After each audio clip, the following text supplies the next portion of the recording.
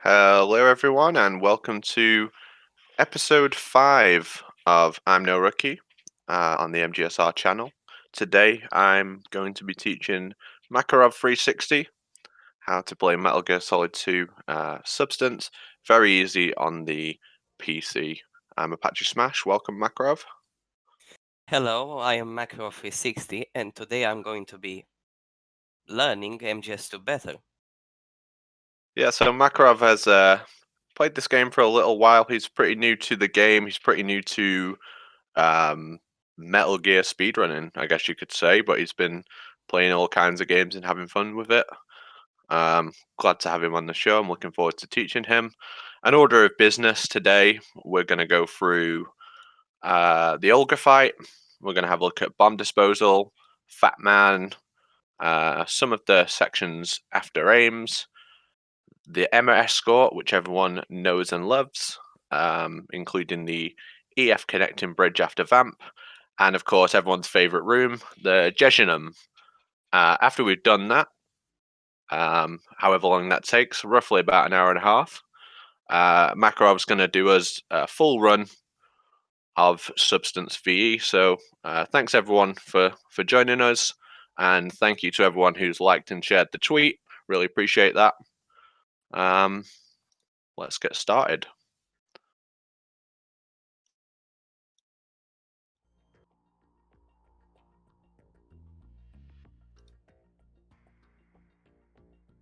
Ooh, that's not the right screen.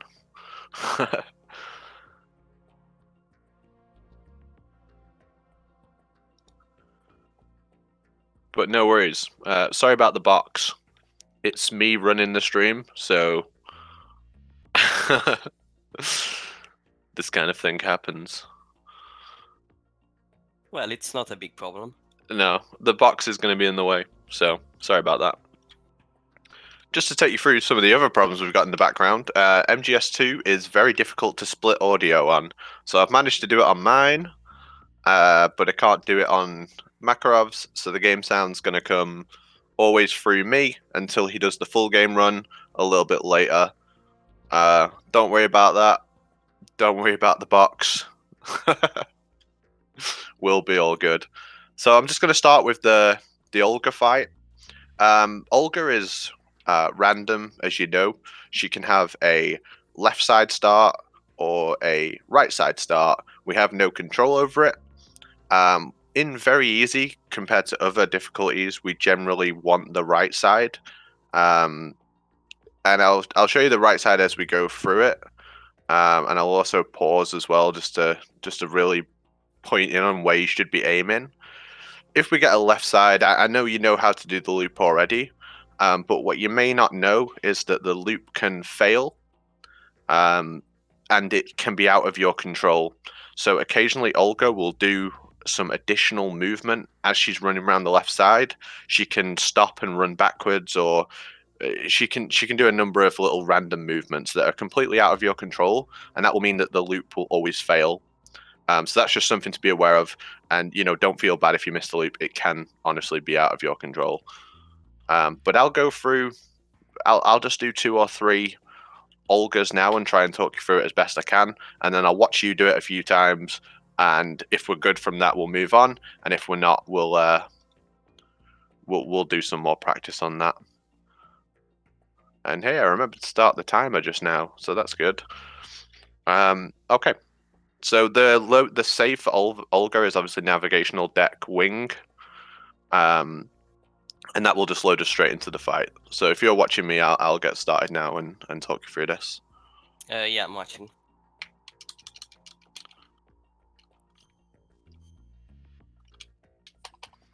So this is the left side Olga. So I'm going to aim here. You can see in the top, there's a section of top that like cuts through the sort of metal shelf that she goes behind.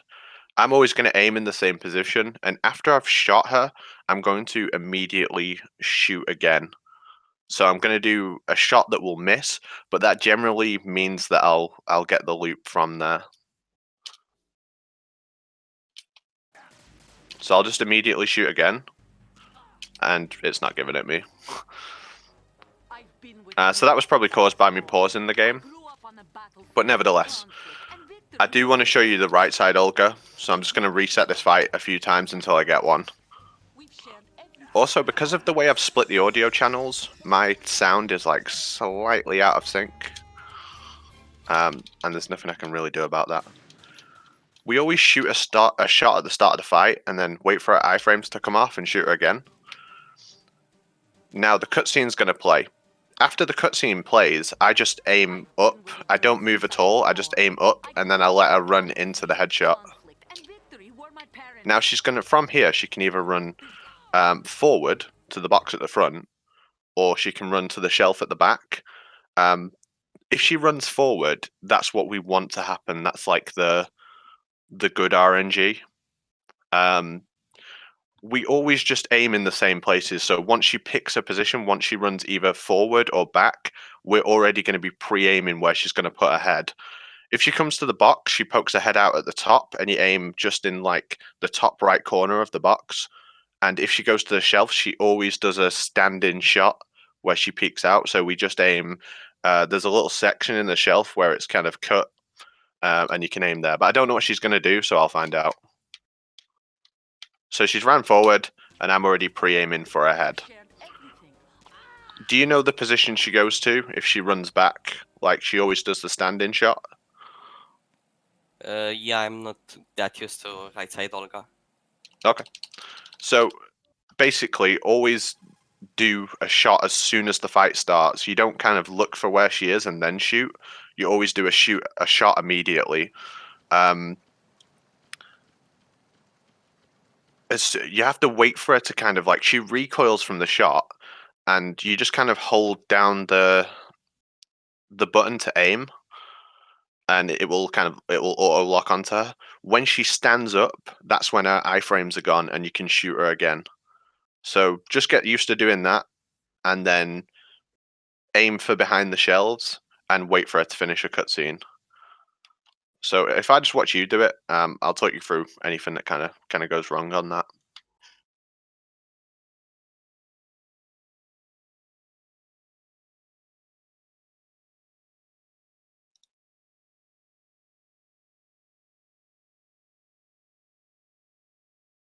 Yeah, so this is the right side Olga.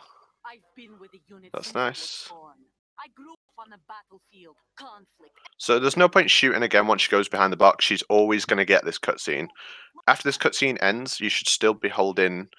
So if you just stop for a sec, I'll talk you through it. Just kill yourself rather than ending the fight.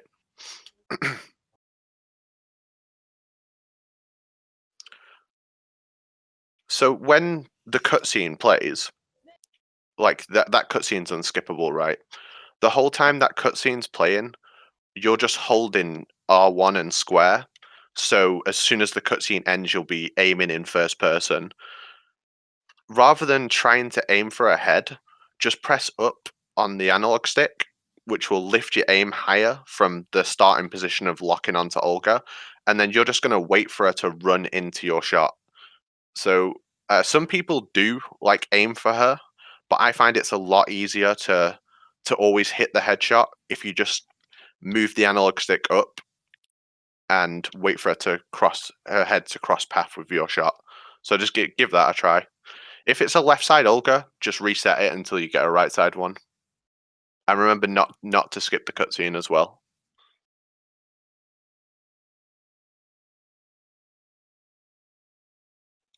Been with the unit since I was born. I grew up on the battlefield. How many left side Olgas do you think we can get in a row? The most I got was 5. Whatever Olga you want, you're always going to get the other one. So just like pretend you want a left side one. I want and I need a left side Olga. Come on, let's get a left So side we're on Olga. 2. We're on 2. So unfortunately, it's just the RNG. There we go. So you shot too quickly there. You didn't give her enough time for her iframes to recover. There is a pause. There is like a full pause. Rather than being in first person as well, you can just hold square in third person.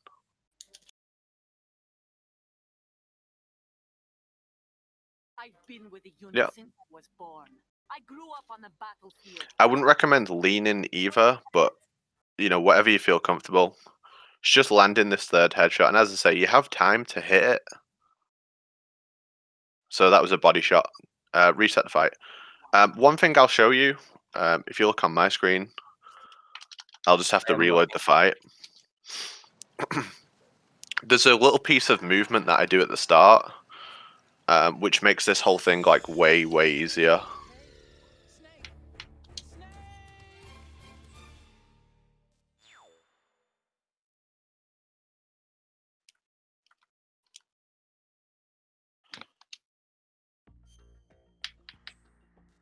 So you can move with your gun out if you hold L1. Yeah, no, That's important to know.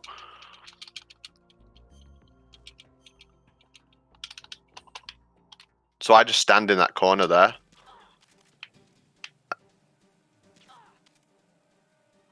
And when this cutscene ends, I'll just press up.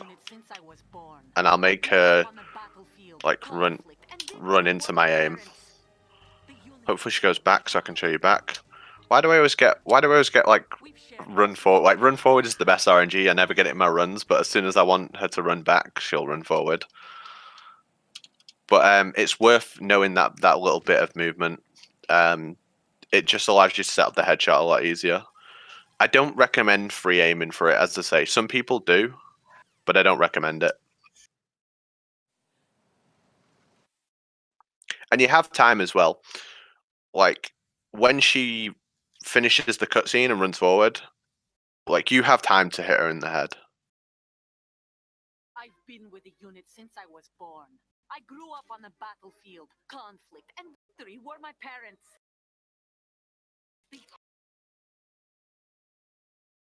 We've shared everything. All the bad. Yeah, that's better. And now she'll run either forward or back. So she runs back, just pre-aim for her head. That was nice. All right, we'll just try that a couple more times, and I'll see if I can spot anything.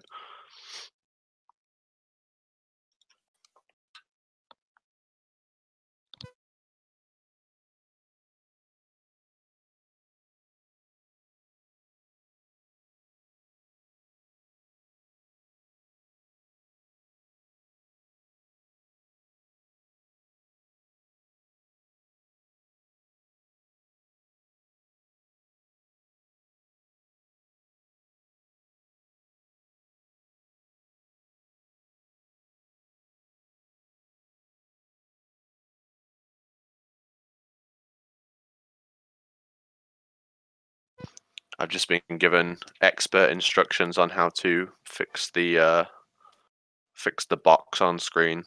So after we finish with Olga, I'll just go to a quick intermission. I grew up on the battlefield. Conflict and victory were my parents. Like my family.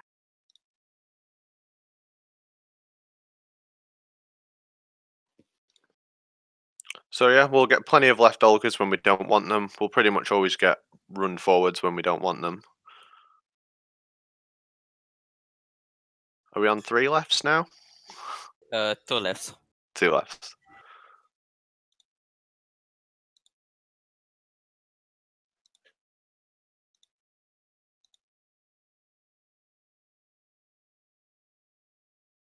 I've been with the unit since I was Nice. born. I grew up on the battlefield. Conflict and victory were my parents. My shared everything.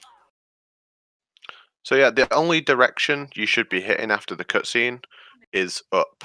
You're only pressing up on your analog stick, and that will raise your aim enough to make a run into your head.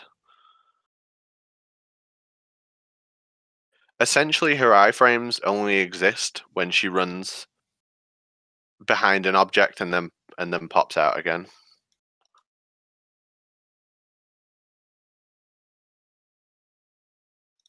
But you're doing that's correct. Like you're correctly like identifying where you can shoot her at the start. you're moving into the correct place. It's just a matter of landing that third headshot. Because we do on very easy, we do 2 body shots at the start and then 2 headshots, which ends the fight. Most Olgas they have to be like 4 headshots total. It's a little bit different on VE, and that's the reason why we can end the fight faster with a right side. But if you if you're impatient with your third headshot, it means you're adding an extra fight to the shot, which adds quite a lot of time. It's like a good few seconds added on, and it's worth knowing because I think it's quite an easy setup. To just hit up on the directional and let her head run into your shot. I've been with the unit since I was born. I grew up on the battlefield. Conflict and victory were my parents. Unit is my life. We've shared everything. That was nice. And run back. Yeah, that's good. That's good. Are you more happy with the right side, Olga? Do you want to move on to something else, or would you like to continue practicing or look at some other scenarios with Olga? Yeah, I'm pretty good with right side Olga now. Okay. Like I said to you earlier, your tank is already pretty good. It's just going to be a case of making sure your plant areas are more consistent and we're doing the right thing, and then we'll be able to, see you get a really good time in this game. I'm just going to throw this to an intermission just for a minute or so. I'm on the wrong scene, basically, so I'm just going to change it across. I'll be back with you as soon as I can, guys.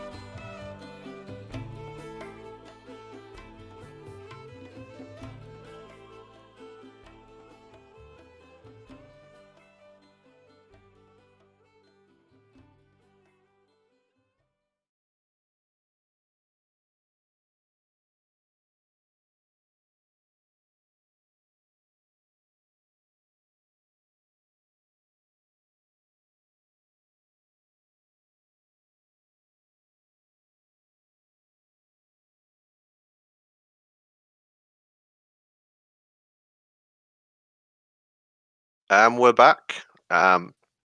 Thanks everyone for your patience there. I'd love to say it was me who fixed it, but it wasn't. It was Chooser. It's good to get bailed out sometimes. So yeah, we've had a look at Olga. That was fun. We'll do bomb disposal next.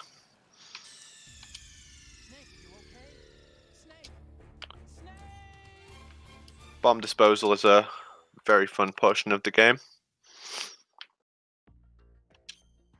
It's not too bad and I very load, easy. Yeah, I'm just going to find the save now. We'll go... It's Strut C Dining Hall, which is save 10 in the save pack.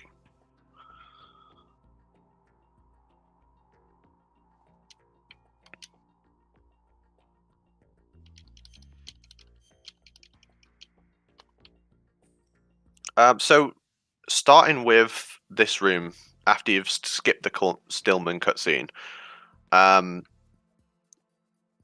you don't menu in here. You never want to menu in here because we're not going to do any cartwheels. Move around the right side of the table and then exit out to the CD connecting bridge. The place I menu is when you roll over this body here.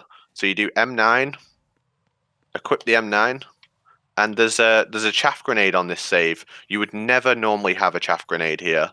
So it's normally like M9, coolant. After you've hit the coolant, you have to menu back to the M9 before you finish your cartwheel. Otherwise, you'll end up in this position, which is no good. I'm going to try not to cartwheel because I really don't want you to cartwheel, basically. Skip that cutscene and then enter Strut D. So I'll let you do it.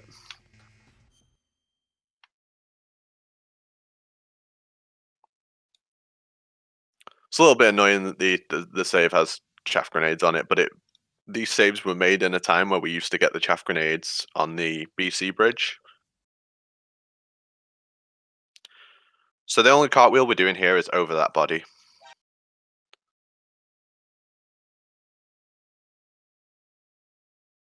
That's good.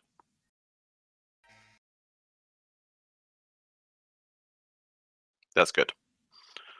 Okay, Strut D. Is a horrible room. It's one of the more like difficult rooms, I'd say, to get right. You always want to cartwheel down those stairs. I can't really show you that well, but I can't really show you that well because of the pause menu in this. But you want to be like behind this line when you drop down. Yeah, I can see the line. You crouch and coolant at the same time to get the fast bomb. When I finish this codec, I'm gonna stand up, switch to my M9, and shoot the guard, like all at the same time, kind of. It's a little bit awkward. Yeah, I'm used to shooting the guard before opening the hatch. It is slower to do that. If that's what you're more comfortable with and you want to do that, that's fine.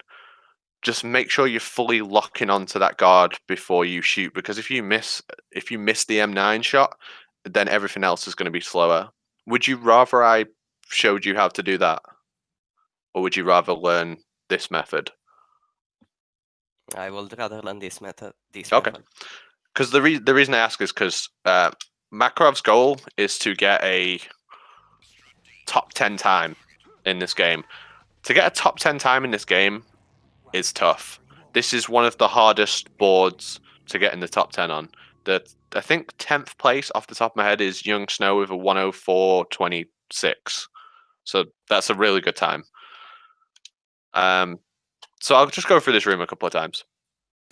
Obviously, your menu's already set up, so your coolant and your M9 are like that. Here's the line. I'll see if I can move my map to show you. But you see where Raiden's foot is? You want to hang off just past that line. Don't go any further than that, otherwise it's wasteful. Don't do what I did there, basically. I kind of mash triangle as I'm opening the hatch, and then skip the cutscene. Crouch at the same time as you get your coolant out. After you've skipped this, stand up, switch... no, I did that wrong. It's hard to explain at the same time. If he kicks you... If he... the M9 and trank him. Yeah, and you need to move forward at the same time as well, which is a bit of a nightmare.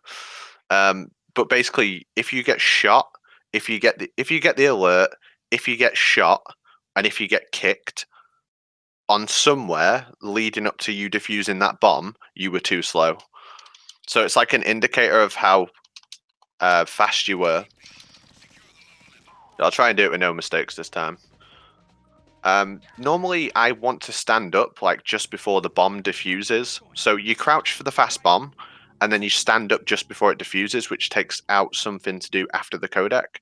But because of the way I've got my sound set up to play it through the stream, it's a little bit delayed. So it's kind of annoying to get used to. The really, really safe way of doing it, rather than shooting the guard first, we would never like. The backup method for this room is not to shoot the guard first. The backup method for this room is to open the hatch and then spray the guard and defuse the bomb.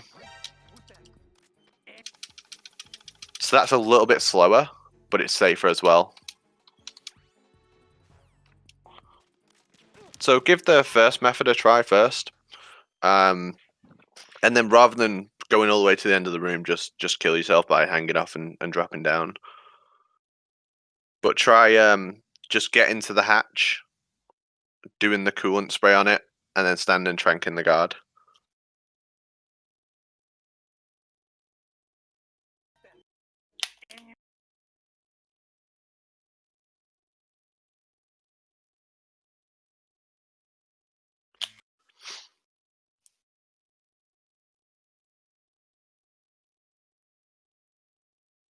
So you got like super lucky there. Not getting kicked by the guard when you cartwheel through him like that. It's probably like a 1 in 20 chance or something ridiculous like that. What I'd recommend is trying to stand up before you finish spraying the bomb, so you don't have to stand up after the codec ends. As I say, it's you kind of listen for it, but it's just a little bit hard to do with my audio delayed. But give that a try. Try standing up before the bomb's finished diffusing. So you crouch for it for the fast diffuse, stand up just before it's finished, do the codec, and then as soon as the codec ends, switch to the M9 and shoot the guard.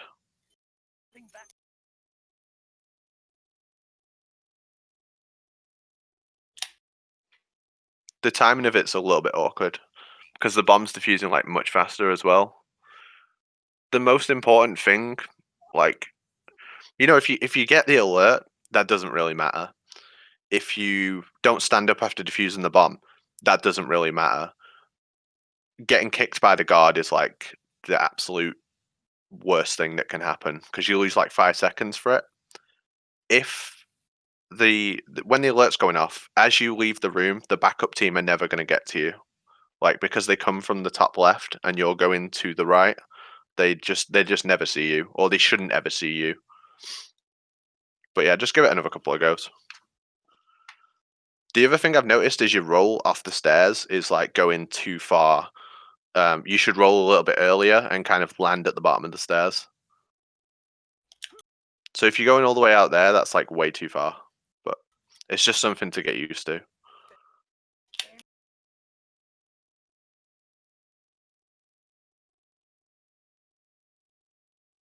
Yeah, that was really nice. Stand up. Yeah, that was excellent. So we'll just do that a couple more times. If you get it like that, you can be really happy with that.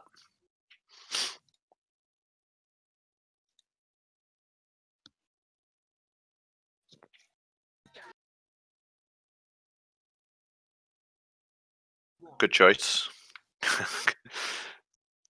It really is like the movement does matter. The movement does matter a lot.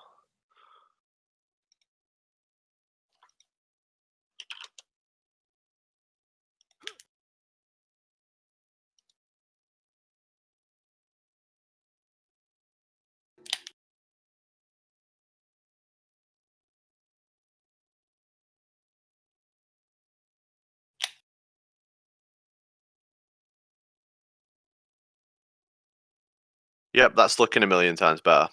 That's looking a million times better. We can go on from here. I'm just gonna do the room myself.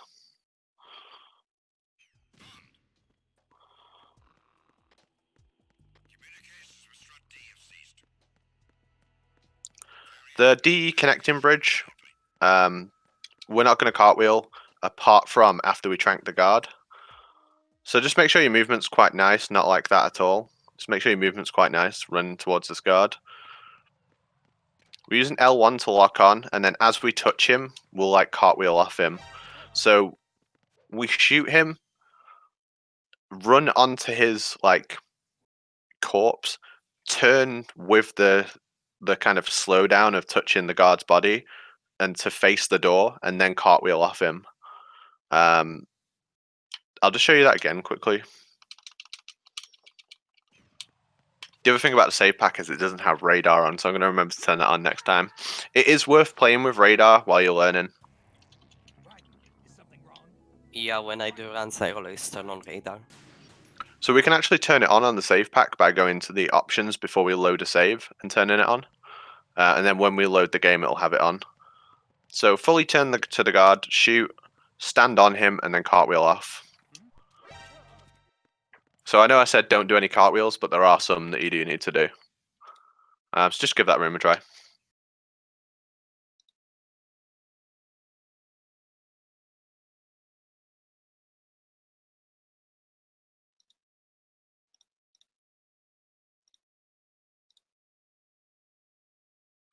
You don't have to. You don't have to. Don't go through the door.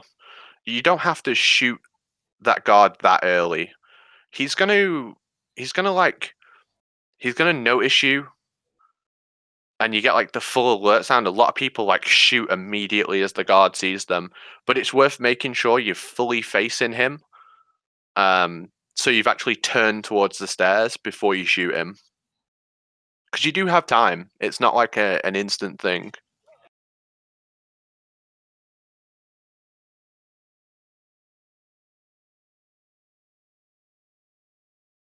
And just try it one more time. You don't need to hold your gun out so early as well. Generally, like the auto aim in this game is really sticky. It's not like MGS3 where we have to like convince it into locking onto stuff for us. It's really, really like it's like a magnet. So fully face the guard on the stairs before you press like L1 and square.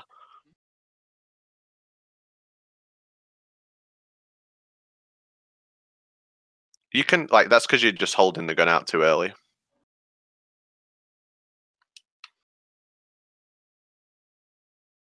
And you said you don't like strut E. Just don't cartwheel at all in strut E because not while you're learning anyway, because it's like a weirdly shaped room. I'll show you. You can get stuck on this here, and that's something I see people do a lot. They'll try and cartwheel along here, but they'll get stuck on this thing a little bit. Just be tight. It's worth missing out on those cartwheels for now. Yeah, my main problem was cartwheels. Just walk nicely and make sure and just keep your movement good. Put the cartwheels in later when you've got like a better idea of the shape of the room. Because if you mess up one of them, you're losing like a full second plus. And for now, you really don't need to worry about that. There's so many things in this game that you're going to have to remember. So just don't worry about them. And then we're just going to go into the cutscene here.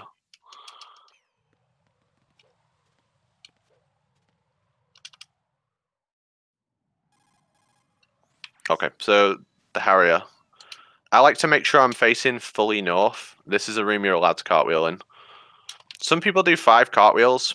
I think it's better to do 4 and make sure you land in a good position for that. That's a bad coolant rise. Just make sure you land in a good position for the bomb, because a lot of people they'll do this and then they'll cartwheel here and then they can't get the bomb and they'll have to like do the crawl of shame where they do like this to get to the bomb.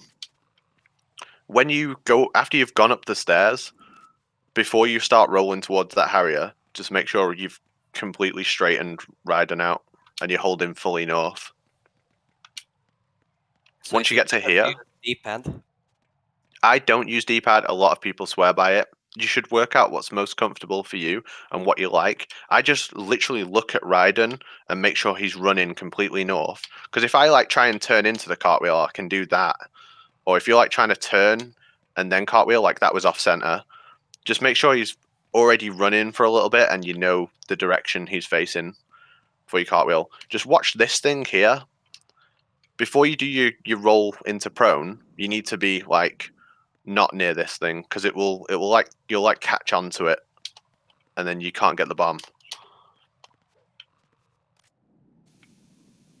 So yeah, just give it a try. It's not too bad. Just make sure you're rolling into prone in a position that you can coolant the bomb from. And from where should I cartwheel to prone? Generally, there's a space for like 5, but I always do 4. Sorry, there's space for 4, but I always do 3, and make sure my last one is precise. So I never want to be in a position where I do that. I always want to make sure that my last roll to prone will land somewhere that I can hit the bomb. This audio delay is preventing me from doing a coolant rise. It's impossible. And yeah, after you've defused the bomb, you want to coolant rise as well. So from your coolant, begin standing up and switch to your gun, and that'll make you stand up on the first frame.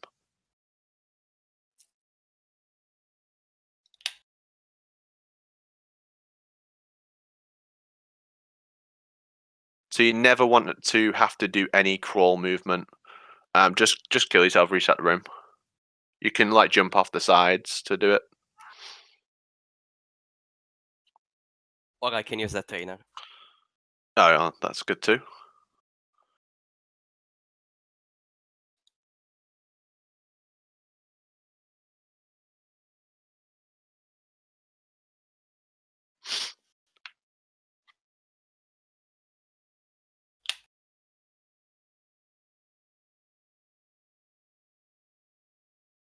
As soon as you've proned, switch to your coolant and do all your turning within your coolant. That's fine. The only other thing is when you're leaving, only ever do one cartwheel down the stairs. So you want to get on the stairs, run for a bit, and then cartwheel. It's where Raiden kind of lines up with this thing above him. So you can see it as you're running down. Oh, my movement was terrible there.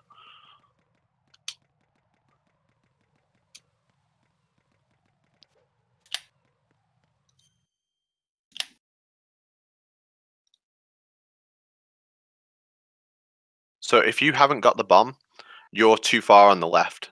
So you want to be closer to that, like the missiles on the Harrier, but not close enough that you stick onto it.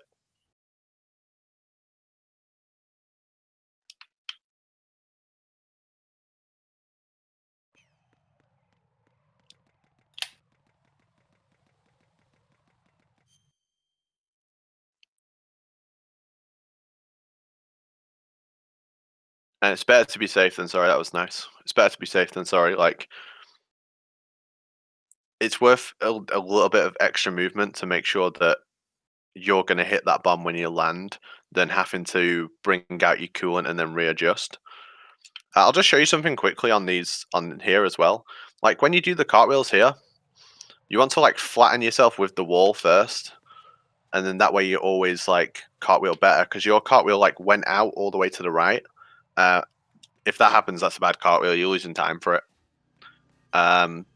Again, when we're leaving strut E, we're going to roll down the stairs, but don't like if you roll too early here, you can get seam crouch.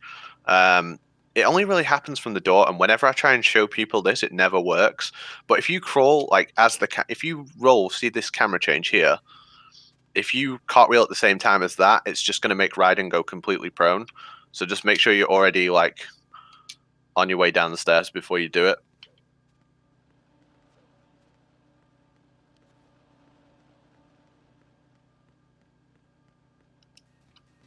It's good to be aware of where the seam crouches are, because they can lose you a lot of time.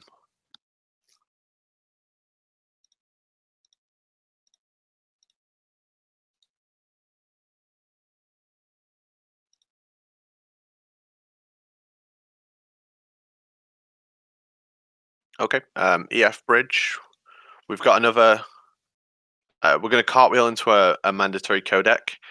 Answering the codec as fast as possible is really important.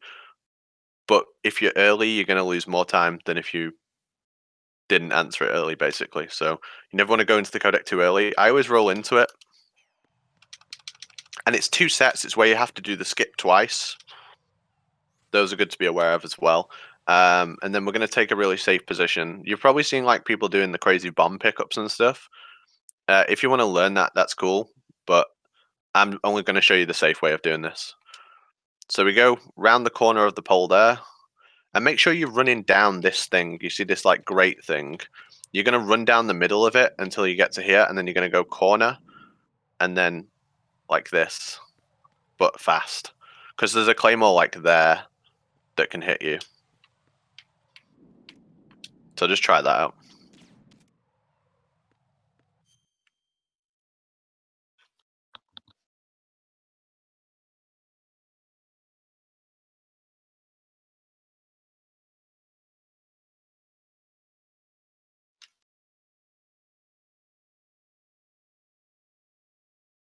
Yeah, that was great. Are you it gives you an alert if you wait a while, don't worry about it. Are you comfortable with that room, or do you want to go through it a couple of times? Or Yeah, I'm comfortable with this one. okay. Strut F.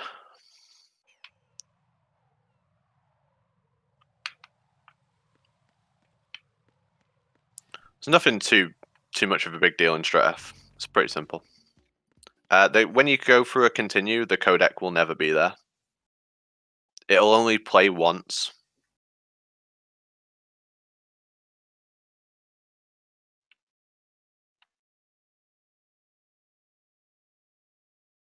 Strut F's pretty simple. You just coming over to here and defusing the bomb. You want to get on that, like when you get to here, you want to like turn and face and drop down.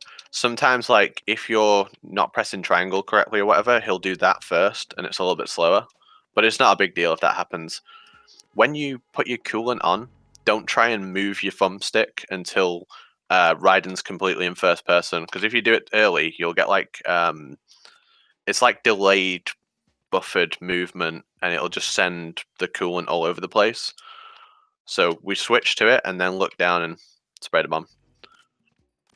This will give you a codec as well. The room will look a bit differently because I was showing something on the top floor, but normally the guard is like here, and we don't want to land on top of him. So the way to not land on top of him is to, after you've defused the bomb and done the codec, switch weapon back to the M9, but don't move until you've come completely out of first person, and just hold right on the analog stick. If you try and move too early, again, it does that like delayed buffered movement effect, and it can send Raiden into weird places. It can sometimes make him drop down to where the bomb is, which loses you loads of time. So as a general rule, never try and move the analog stick when going into first person view and when you're coming out of it, especially with that bomb defusal.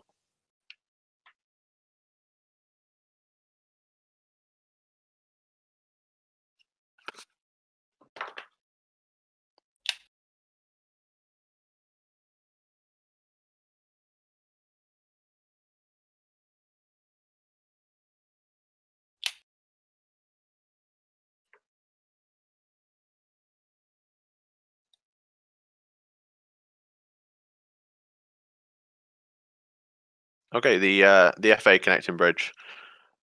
I think this is one of the easiest rooms to mess up, and it's a really costly room as well because you're at risk of getting kicked twice, not just once, because you will always get an alert in this room. We're going to use the M9 the whole time, and I'm not going to cartwheel on purpose.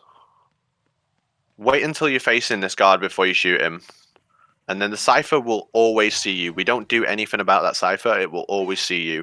An assault team guard is going to come from the top left, and we want to get all the way up those stairs and turn and face him so we can shoot him and walk through him. If you get kicked, you shot him wrong. Basically, you should always like fully face him before you do the shot. Oh no, I'm blaming this on my audio. I can't even like unpause. What the hell? Let me try that again.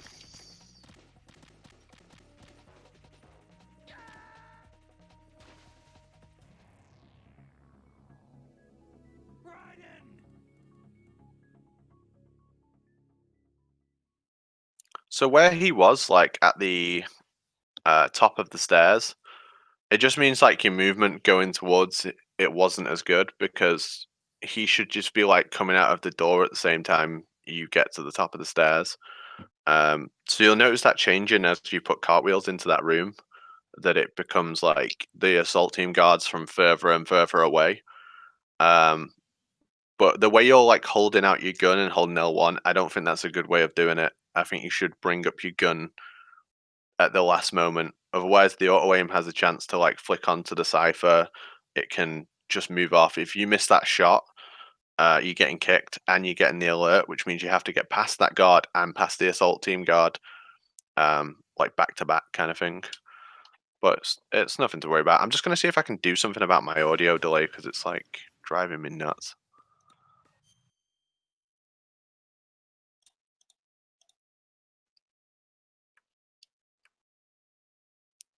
No, I think I'm stuck with it.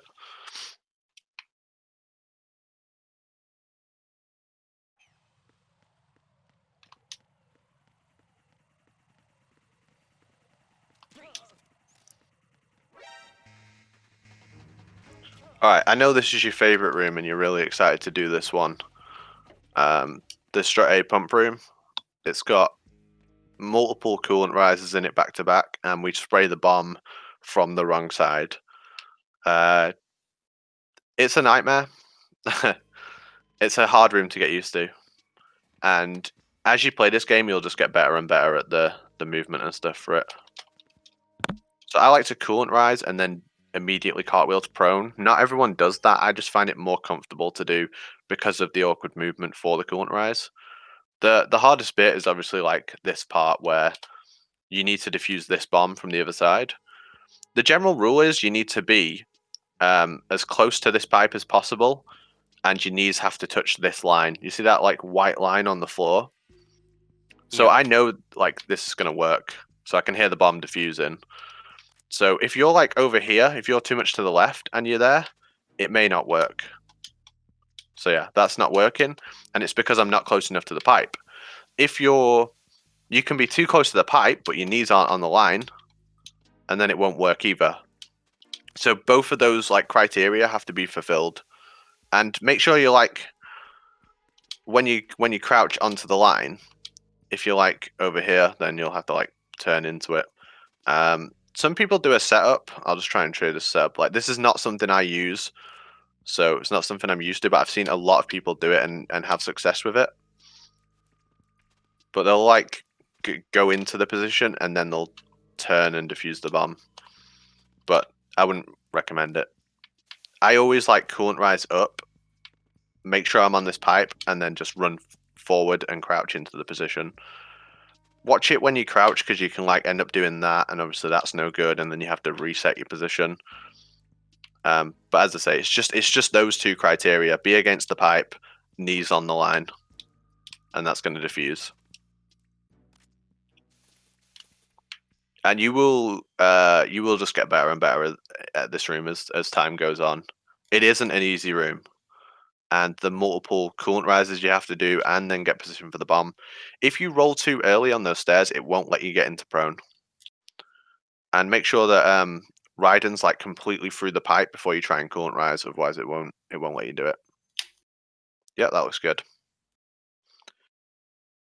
If you do it like that, that's fine. Like, as long as the first time you crouch for the bomb, you're in the correct spot, like that's going to save you a lot of time compared to resetting multiple times for it. But does that make sense with the the criteria of you must be against the pipe, your knees must be on the line? Yeah, it makes sense. Yeah. So on your way out, because especially when you're learning, right? This guard in the next room is going to be in like different positions every time, because your variance on how fast you do this room will change.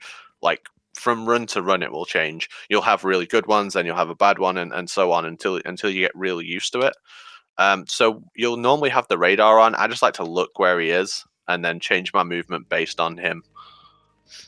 Just don't get kicked by him. Like that's the most important thing. Don't get kicked by him. And when you go through this load zone, you should already be holding select, because you'll get a codec here. Why did I not get a codec? Did I not defuse the bomb? I haven't defused the bomb. Or I'm missing one. Yeah, it's this one. Right, my bad. You can just go through there and do the codec. And I'll catch you up on my screen.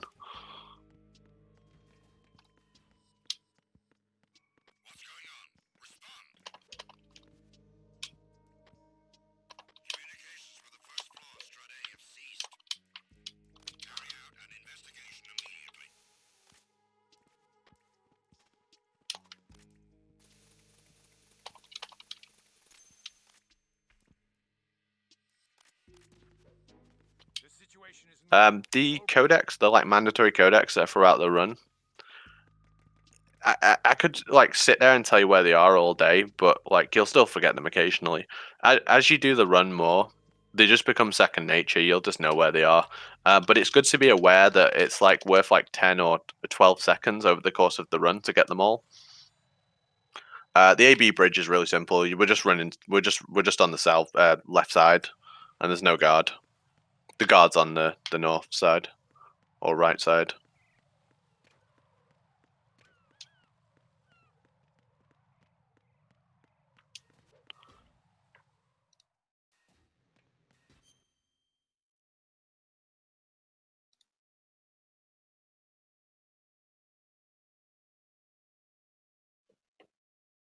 The B transformer room, I kind of like open this room with a cartwheel that's a little bit like to the northwest, like that. And then you just like L1 and square, make sure you've locked onto that guard before you shoot. But if you miss him, don't go back for him. Just carry on the room. If you happen to miss this shot, leave that guard. We'll get him on the way back. Just make sure you remember that he's still up. I like to wait for that guard to do the like alert sound before I shoot him, and then I know that my cartwheel is going to go cleanly all the way through him. So we kind of use the lock on. The lock on forces you to aim at the guard, and then you're going to be running north because of that, and then your cartwheel will go through the guard. When you open this door, you kind of like turn towards it and then do it. Because I've seen people like if you like mashing it, you can open this one accidentally, which loses like 4 seconds. You want to like run into it and then turn and face it, and it's like a slight movement to the left. When you put the coolant on, don't change position at all, and this bomb will always be fast.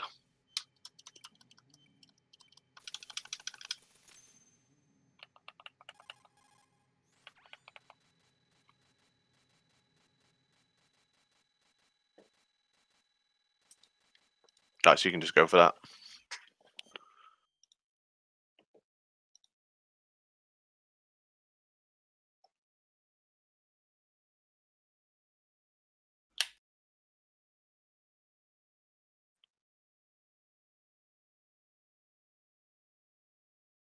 It's like guaranteed fast bomb, basically. You'll always get it.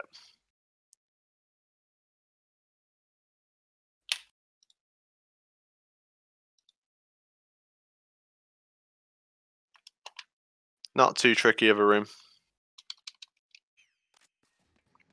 The BC bridge, we just get seen as fast as possible. And then we shoot that guard. Cartwheel over him. If this guard is tranked on the bridge here, he'll be tranked on the way back as well. Sometimes he can spawn late and he's in this doorway here. If we trank him and go through the door, we'll go for the load zone before he falls asleep, so the game won't remember that he's there. So when we come back, we'll get a guard from the south side as well. It's just something to be aware of, because you can get kicked if you don't know about it. But yeah, not too tricky of a room. We can just go for that.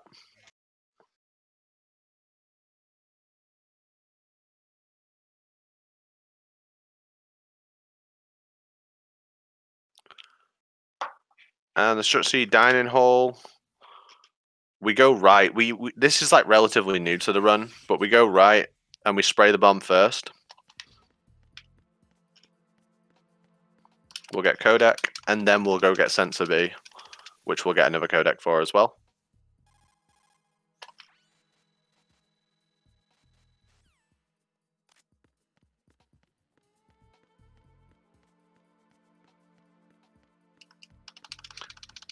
That codec's kind of weird. It comes in really fast compared to every other codec in the game. I don't know why that happens.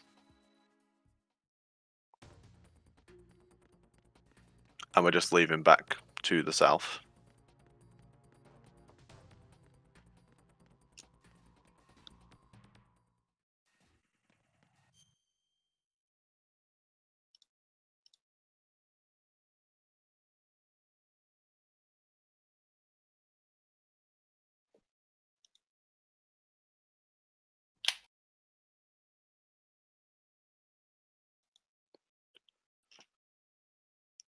You're a little bit too far into the room, but don't worry about it for now. You can actually spray that bomb from quite far away.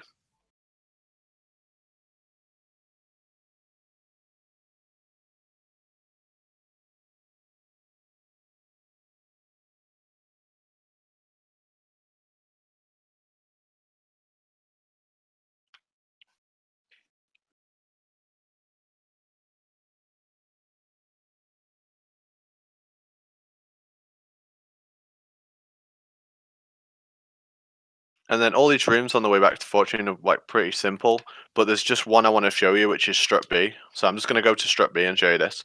This alert goes off, but there's no guard because he's asleep there. There's no backup guard. When you enter Strut B, you're going to hold down on the D-pad, and you're just going to cartwheel all the way through the room.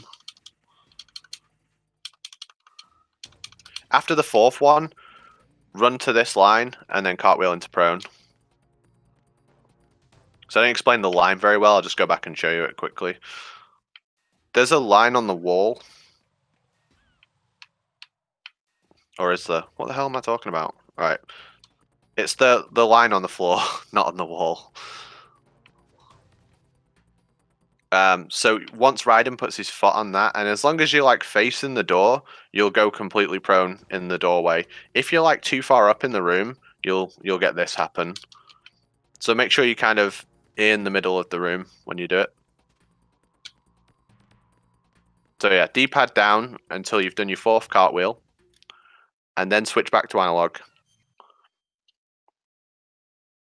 And it's super easy because I do it, and so it must be free.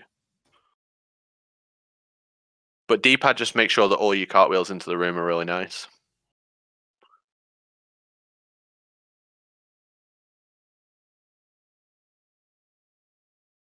So after you've done your fourth cartwheel, I always switch back to analog because I find it easier to do the movement to the right in analog. But as long as you're on that line on the floor, so you were on the line correctly, you rolled from the right place, you were just too far south. You have to kind of be in the middle. It's pretty lenient. And then just be north in this room. And there's no guard, he's on the south. And then we can just call that bomb disposal, and we'll go to we'll just go to Fortune.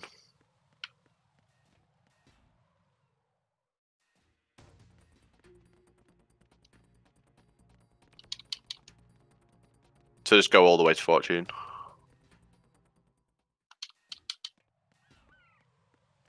The codec that comes in on the elevator, if you don't hold it, you don't lose any time. It's the only mandatory codec that doesn't matter if you answer it or not. Because the elevator has to get to a certain point anyway before the room will continue, and it's moving while the codec rings. The only thing I'll show you with this bomb, just before you defuse this bomb down here, it's really important that you're not too close because you can, after the cutscene, it'll force Raiden to jump in the water. So you always want to make sure that you're not too close to it on this like metal panel. A trick you can do is like wherever you're defusing the bomb from, just make sure Raiden's facing like as right as possible. If you crouched as well, you'll never jump in the water from the crouch position. But that codec can sometimes force it.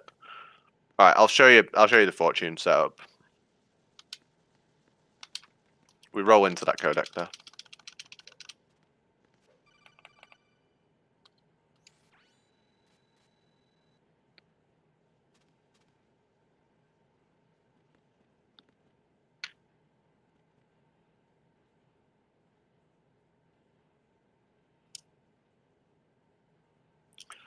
Okay.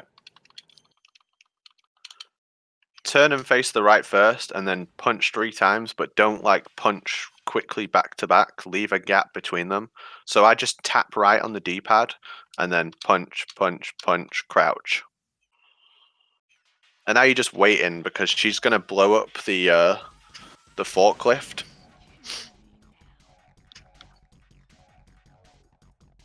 And we're gonna let her hit us as well. Stay on the floor while she shoots the lights out. After she hits the 3rd light, you can stand up and run towards these boxes at the front.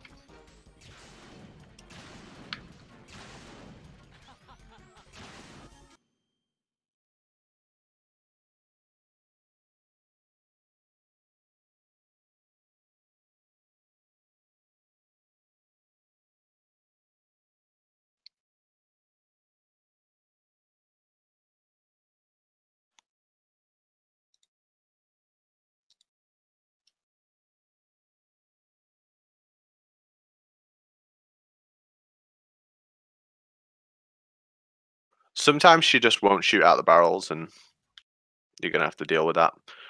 But after she shoots out that one, you want to get that SOCOM ammo that's in the middle of the room after she's shot the barrel. If she hits you, like, there's nothing you can do about it. It's RNG. It's not because you did something wrong.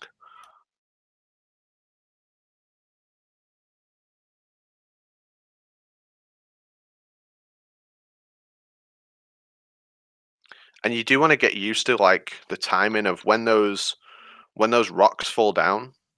You want to hit the codec as it comes up, which is a little bit awkward, but that's all good. We'll move on to leaving aims. So just quit out and load your aims room.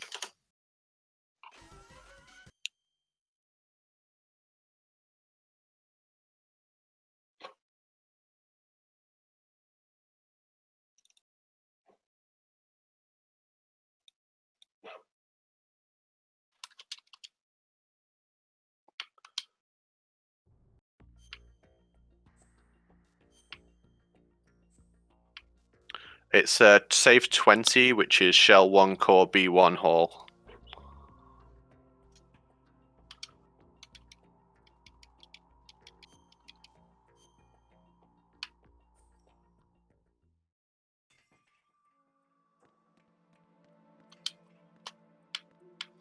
If you've got the chaff grenade, it's always down down for the D mic because you'll already be on the AK.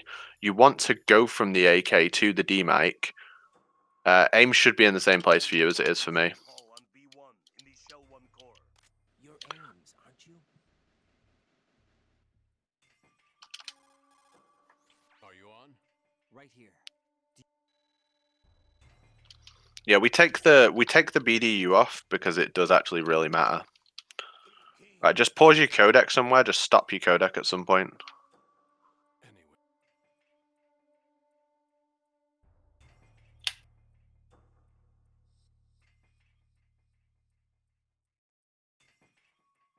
You've got to put the BDU back on. And you don't menu to it, you just tap L2. Alright, I'll show you this room.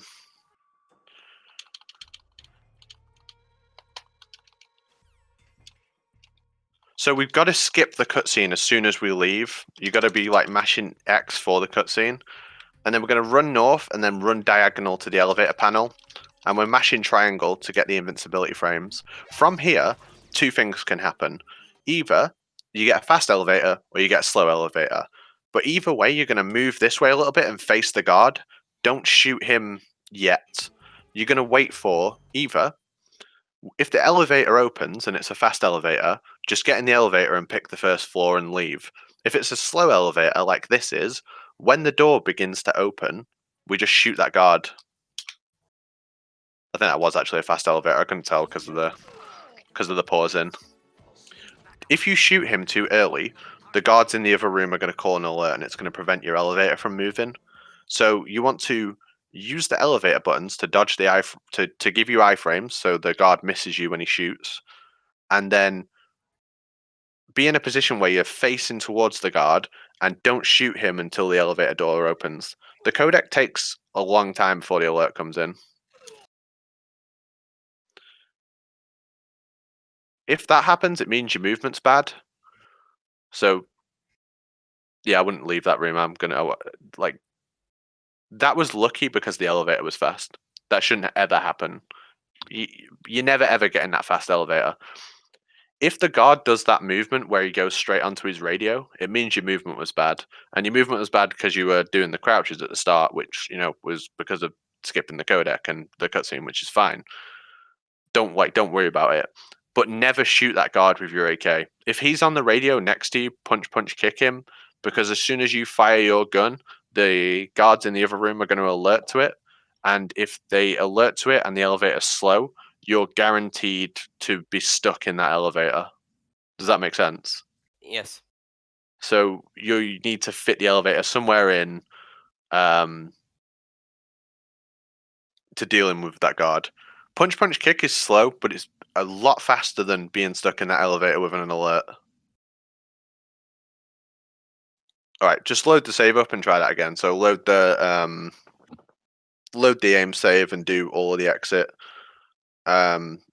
Speak to aims without your BDU on. When the Ocelot cutscene starts, press L2 R2 to get your camo and AK back.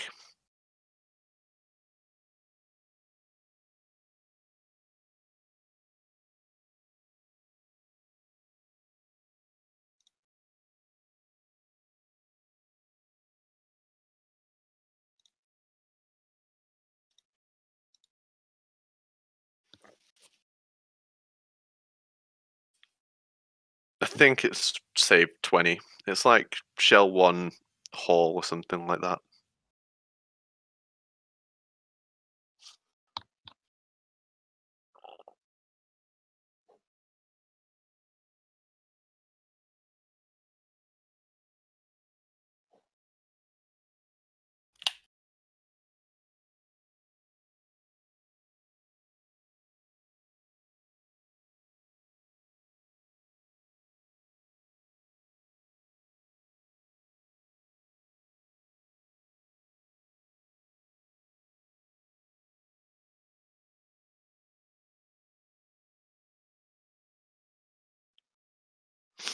So as I say, you can't waste any movement like heading towards the elevator for it to all kind of work out correctly.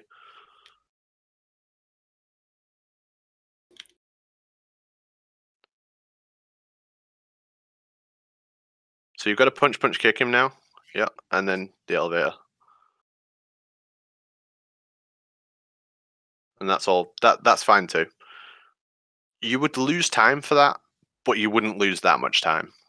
You would lose the however long it takes to punch, kick the guard, which isn't that bad. It's not gonna get you stuck in the room. As your movement gets better, you'll get the elevator button first time, and then remember not to shoot the guard immediately, because if you shoot the guard immediately, you get an alert. Wait until the elevator door opens, and in the situation of a fast elevator, which you're never going to get because it's so rare, you can just go straight in the elevator without shooting anyone. All right, we'll go on to the Emma escort. So we'll start from Vamp 1. I'm just going to kill myself so I can load the save.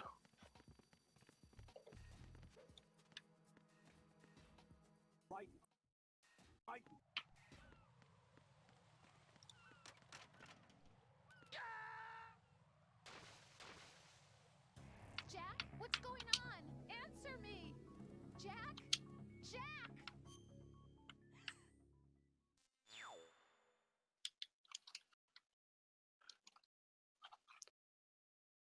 Yeah, I think it's B1 filtration chamber, number 2 is Vamp. Pretty sure it is. So kill Vamp and then pause it.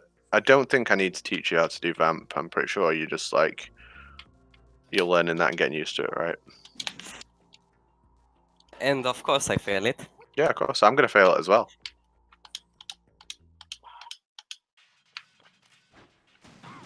It's just 6 square presses in a rhythm. 1, 2, 3, 4, 5, 6.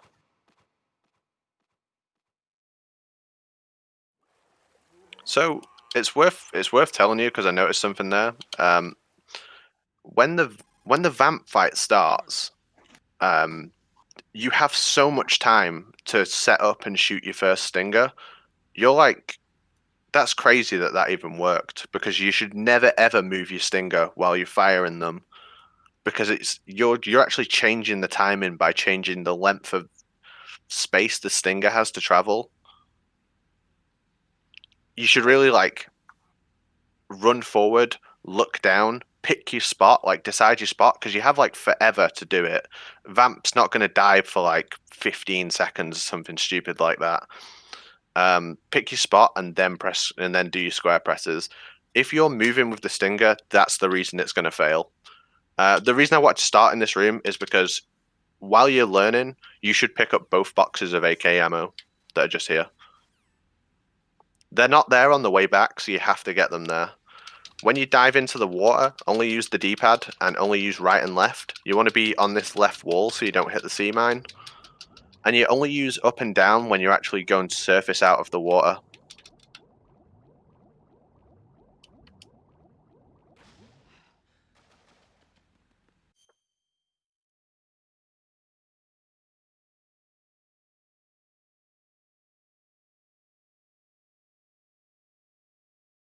Right, before you go to Emma, watch my screen because I'm going to show you something.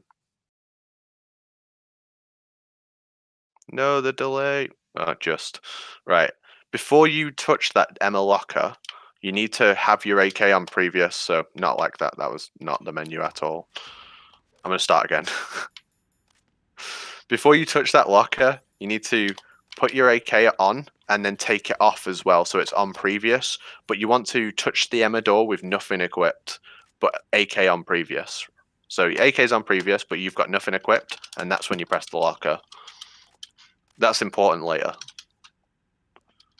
I don't think I need to teach you how to swim with Emma, right? You're okay with that? Yeah, I'm okay. When you get out of the water the second time by the elevator door, just pause it and I'll show you how to do the bugs room efficiently. I'll race you to swim back with her.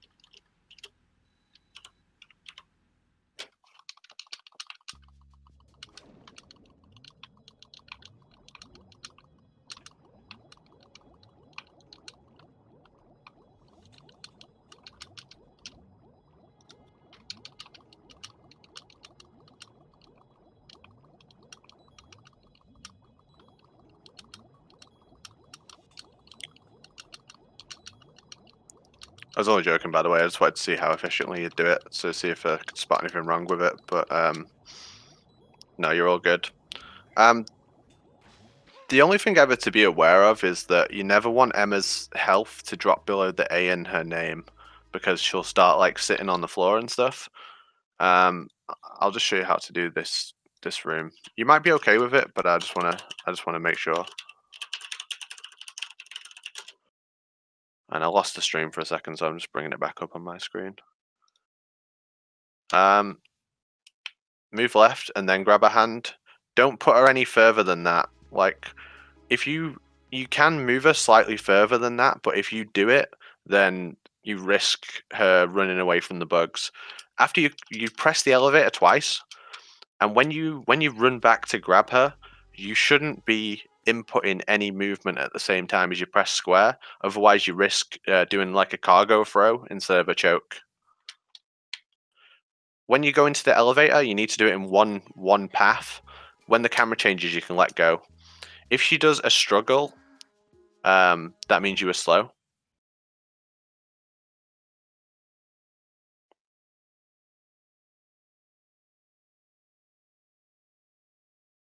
Yeah, so you can let go of her sooner than that, but that was good. So it's, as I say, it's as soon as the camera changes. Yeah, just pause it in this room. After you grab her hand, you need to be like completely diagonal. You need to go completely diagonal all the way to this like guard. And your movement does have to be good here. As soon as the camera changes, you press down on the analog stick. So you're moving completely diagonal and then completely south. So just do that to begin with and then pause it.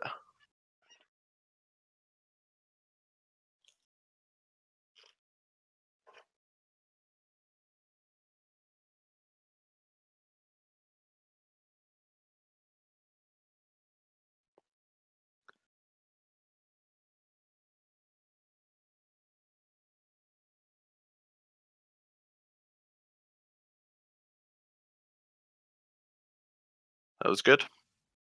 That was really good. The next guard is much easier. Because we put our AK on previous before, we just press R2 to get it out now. So that's why we set that up ahead of time. As soon as he notices you,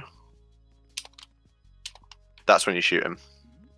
And then go this way around the box. When you get to the top of the stairs, you need to go completely diagonal to the door for this to work. And then completely right once you can get past that box.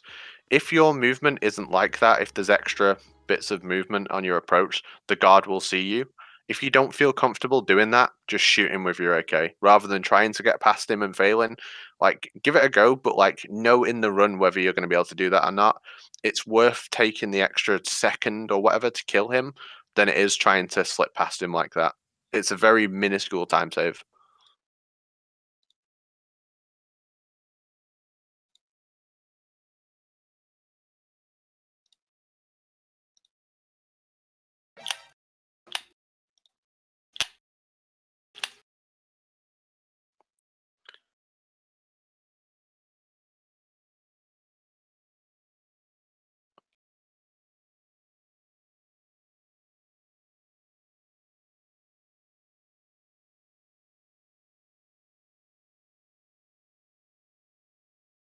Yep, that was really nice.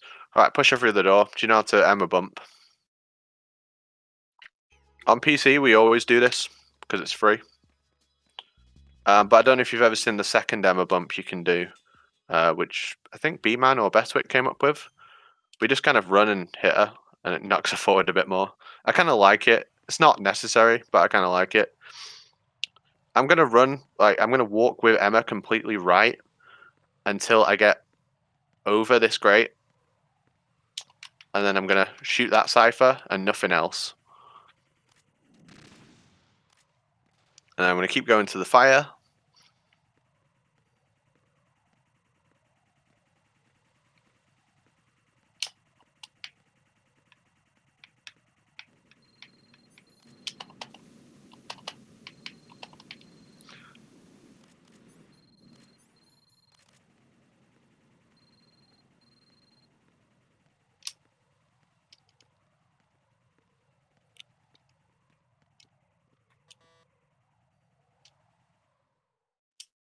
If you shoot both of them, it's not a problem, it's fine.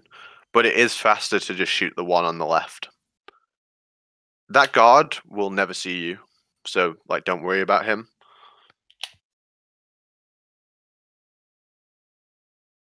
You want to come off your AK, go to coolant, which is once up instead of going all the way down. I like to. I don't think you're diffusing the fire there. That should be okay. The fire shouldn't take you that long to diffuse. That was a long time. And you don't have to drag her all the way to the door like that. You can leave her a lot sooner. Yeah, I know that. I just forgot it. Alright, so this room, you want to grab Emma's hand straight away, and you move down this room, but kind of be a little bit on the right. I already like pre-equipped my previous. I already put AK back on my previous, so you'll have missed that. So you're actually going to have the menu to it, which is hold R2 down from nothing. When I don't start shooting until that guard starts walking I just make sure I'm in a good position. Like, you see my position here? I could easily see this guard even if he was slightly on the right here. So when you bring Emma into the room, you want to be a little bit on the right, essentially.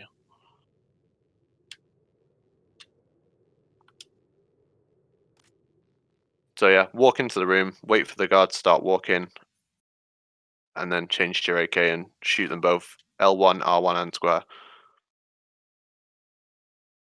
DS4 issues. Yeah, no worries. That's fine. I don't know what the heck was happening there. Yeah, it was my DS4. I had to connect it again.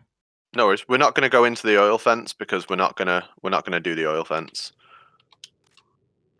Just shoot Emma.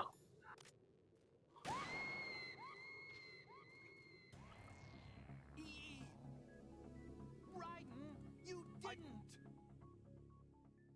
Vamp 2, how are you about Vamp 2? Well, I'm pretty good at it. Okay. Do you use the keyboard method where you just tap left or? No. Okay.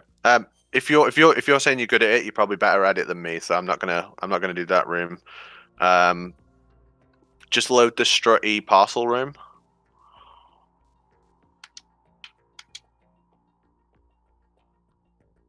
How are we doing for time? 1:17. All right, we're nearly done. So that's good. All right, in this room, just pause it a second because I'm going to show you a setup. You may already know it, but don't menu like that. Like that. That's not a good. That's not an efficient way to menu. Because you finished the oil fence, your sniper rifle's on previous. Sniper rifle is next to the AK. So what we can do is when we cartwheel, we'll hit R2 and then hold R2 and change to the AK. Normally this PSG-1T wouldn't be in your inventory. That's just there on the save pack. One thing that's really important to remember now is that you can't quick reload your AK. If you try and quick reload your AK on the bridge, you're going to die. So the only time you can do it is during a cartwheel. If you try and quick reload, you're going to change to your PSG-1, you're going to fall through the panels. So after you've done that, just pause it.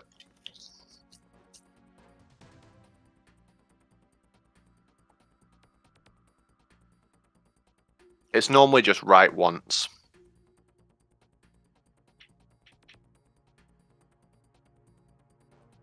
Right, so the EF connecting bridge. Whatever you do, don't quick reload unless you're in a cartwheel. I kind of move to the north, and that way I can shoot that cipher. Use lock on. You don't have to shoot the next one. Make sure you're on. See the bridge, right? You need to be on the north of the bridge, not the south of the bridge, as you're running left down it, as you're running west down the bridge. And that means when you shoot the cipher, your lock on will work. If you're south, sometimes it doesn't lock on. But it's as easy as that.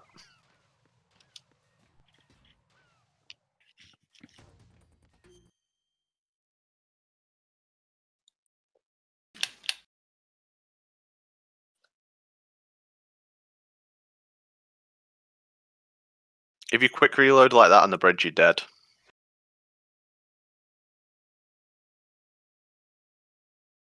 And if you miss the cipher, you're dead too. You can let your gun run out, like you can fire the entire clip. You just can't reload by double tapping R2. So try it. It'll send you back to the start. This is like one of the costliest places to get a continue.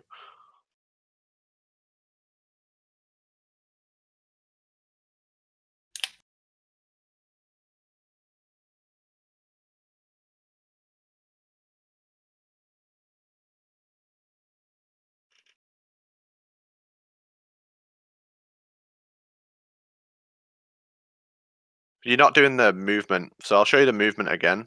Just reset the room. I'll have to go back to the start.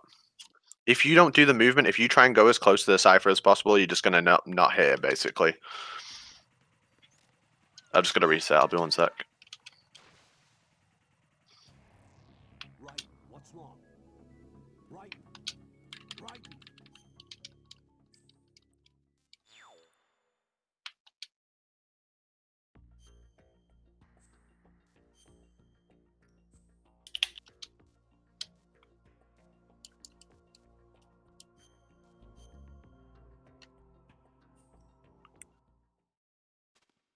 So you're on the north of the wall, and then you run down. That movement won't be good enough to hit that cipher. Just watch how I do it.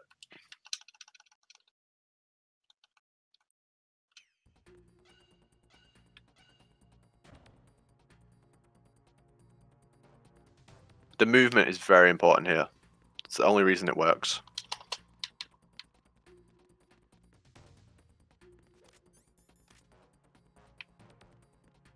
So I'm going up against this wall first, and then I'm just holding L1 and square.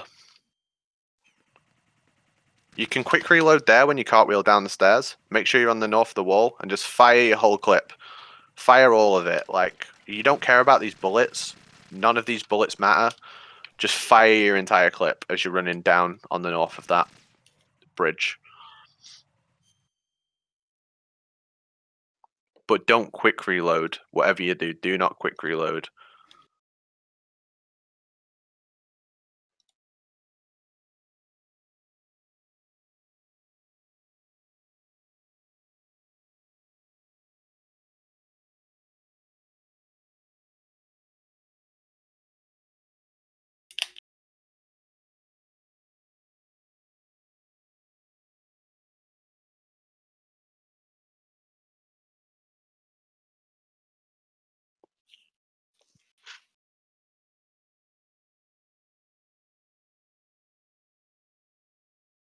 If that happens, it isn't that bad.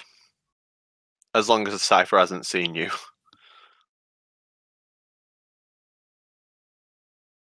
You can even like wait for the first one to go and then just do the second one, because that cipher's going to move over to the right. So if you're uncomfortable, if that shot's not working for you, just like stop for a second, let it go, and then move.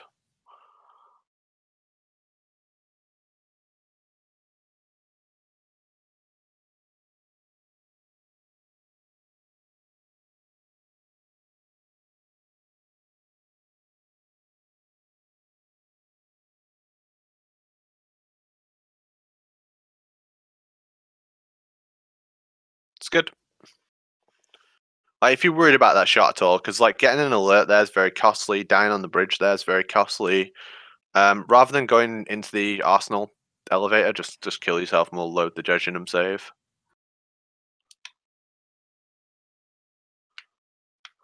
Just because we don't want to sit through the unskippable cutscenes and stuff. Jack, what's going on? Answer me! Jack? Jack!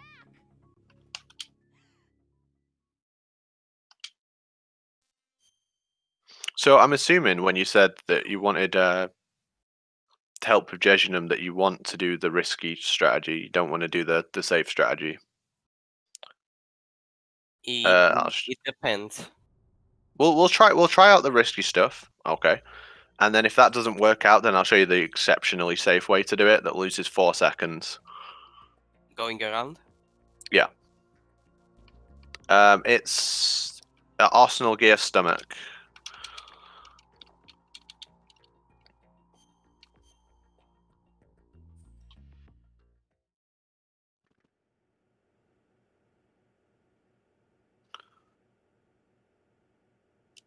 So we're actually only going to do 2 cartwheels, and one of them is the one over the gap, which is really important.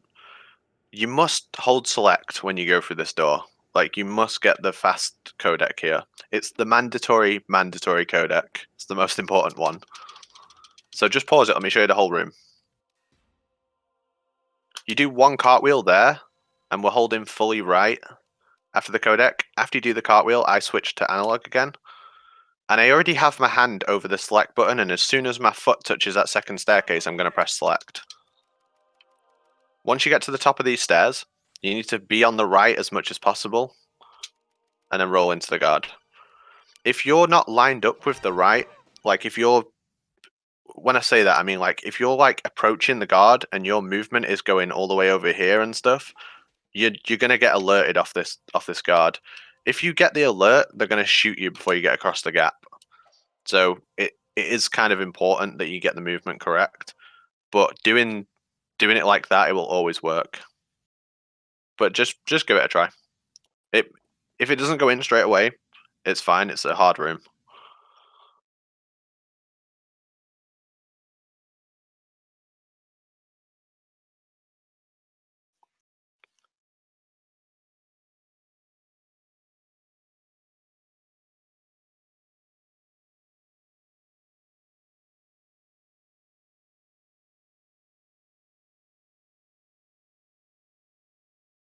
See, because your movement wasn't tight enough to the wall, that's why that guard had time to see you. Getting over that gap with an alert is literally just luck. If you've got an alert and you attempt to get over that gap, if you get over it, it is just luck. Whether or not the guard will shoot you as you're approaching it, who knows? You can't guarantee it. The codec won't play, so you have to do this room from a save, otherwise it doesn't work the same. Definitely never learn this room without the codec. Again, your movement wasn't tight enough to the right-hand side, so let me just show you again.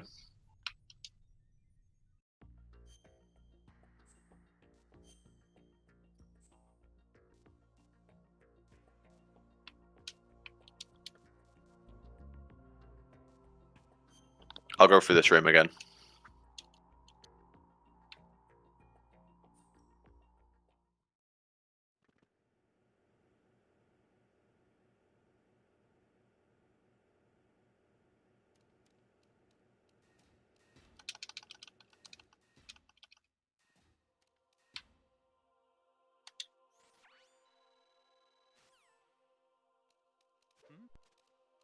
Is there somebody there? This room is infamous for killing people's runs, and also for losing people races. If you do that, it's bad. Don't do that. But just try getting to the guard and rolling for him. As I say, if you're on the right-hand side of the room, essentially, the cartwheel should just line up with the guard. But there's nothing wrong with using the safety strat. You only lose 4 seconds.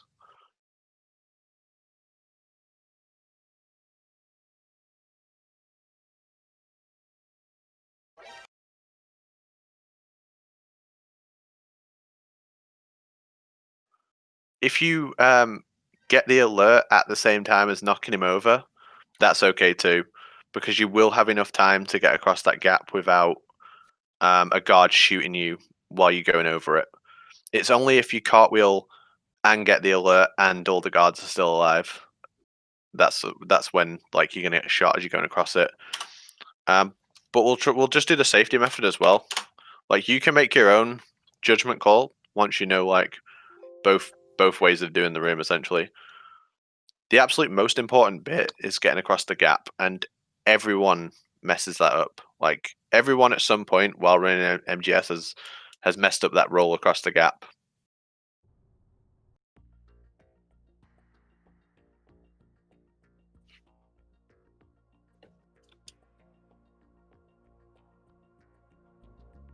Yeah, so that's all good. We have like we're at 1:30 now, so we've got a little bit of time. Is there anything else you want to go over that's in the run?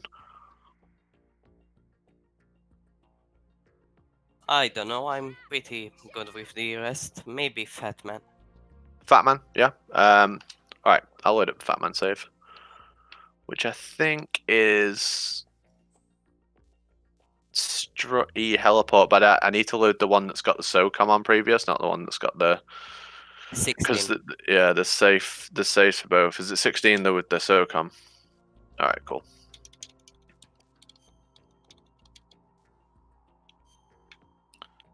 I like to be as like I'm running towards the bomb and I'm facing it on as much as possible, and I always like roll on this line on the floor.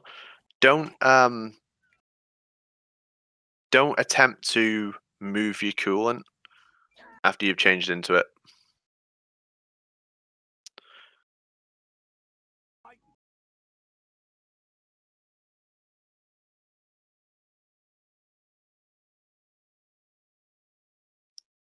So if you're watching me, I'll show you through this. I'm watching.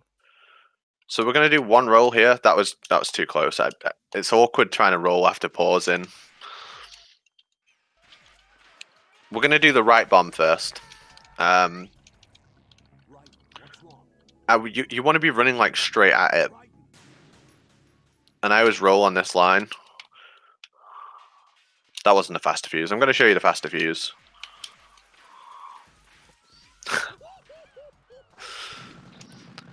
There's 4 bombs total. There's one on the platform that begins the fight, and then there's 2 during the fight, and then there's 1 underneath him. You want to get faster views on them all, and you will get used to that over time. But this first one's quite easy to get if you're not being bad. As long as you roll on that line, you'll get it. You knock him down, shoot him in the head. The other thing I did is when I knocked him down, I continued running towards him. So I made the distance between me and Fatman as small as possible. This where I'm stood now, like this amount of space is good. After you've done the first shot, you want to quick reload your SOCOM. So it's awkward pausing it and trying to explain. But I want to have like full ammo. And then I want to stand as close to him as possible for when he sets off. I'm not even holding L1. Let me try again, dude. I've definitely played this game before. It's just hard to explain and like pause at the same time. The point I'm trying to make is that you need to have a reloaded full clip when you begin chasing him.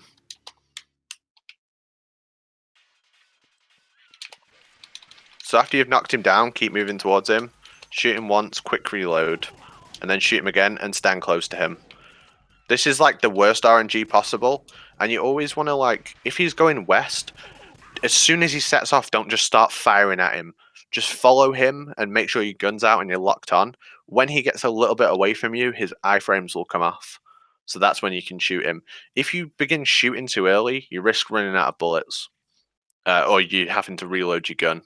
So it's all about being as close with Fatman as possible. And even when it's the worst RNG, he can't get that far away from you.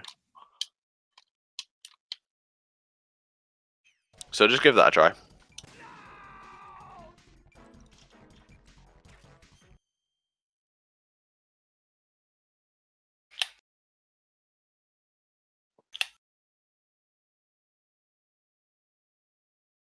Nice.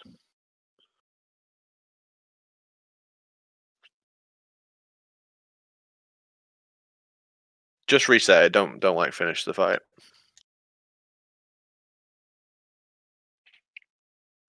Very easy is like lenient for how much time you have to get the first headshot, how much time you have while he's on the ground.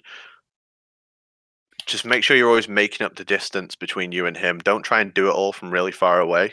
You want to be close to him.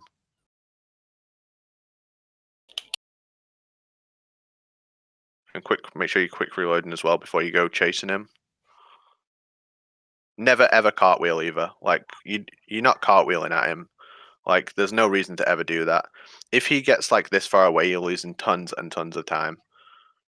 So no cartwheels. You want to quick reload while he's on the ground so you don't have to move. So after the first headshot on him, just quick reload your gun, make sure you've got a full clip.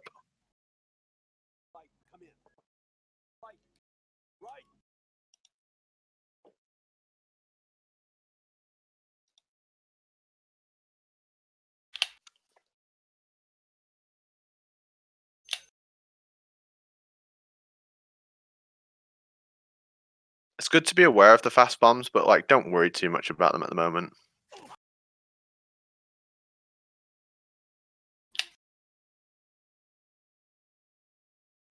You're still not like close enough to him between the shots. That was a nice fast defuse though.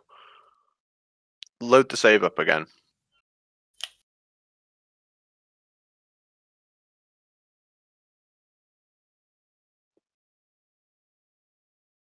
Right, so the order of operations is defuse the bomb, knock Fat Man down. While you're knocking him down, you want to be running towards him. When he hits the ground, shoot him in the head, quick reload your gun, and then do the second headshot. After you've done the second headshot, begin getting as close as possible to him as you can. and then wait for him to pick a direction and set off in that direction before you try and knock him down again. Because he's always like way too far away from you. That means if you get bad RNG, you're going to lose him.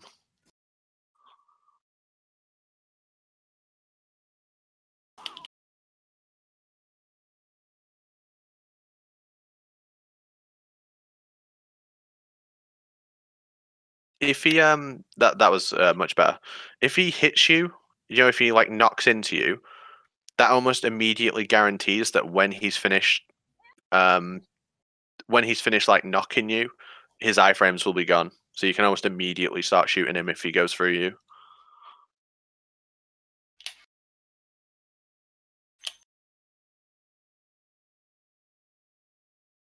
Well, that setup for the quick bomb seems to be going in as well, so that's good.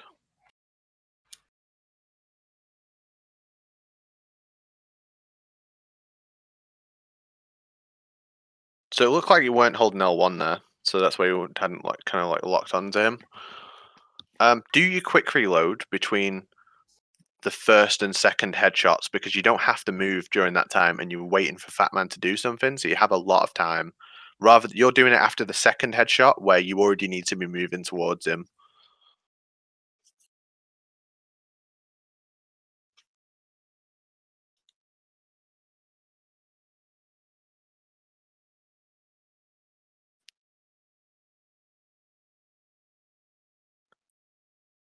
Don't worry if you get a slow bomb. It's not a big deal. It's good to be aware of, and over time, all your bombs will be fast when you do this fight. But right now, you don't have to worry about that.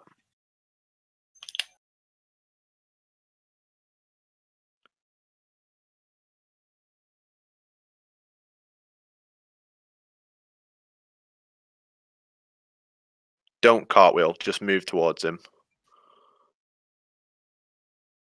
I'm just used to reloading after the second headshot. Yeah.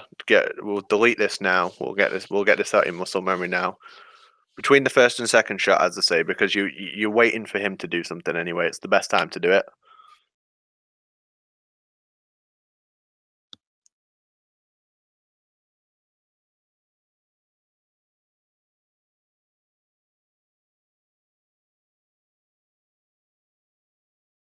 So like you just stood and waited for him to stand up. Go and stand on him. Like after you've done the second headshot, get as close as possible as you can to him. And then you're going to follow him. He's going to run either west, south, or east, and you're going to follow him while locking on.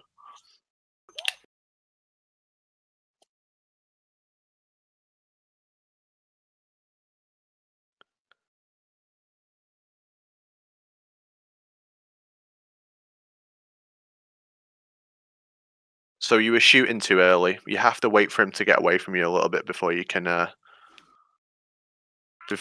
hit him.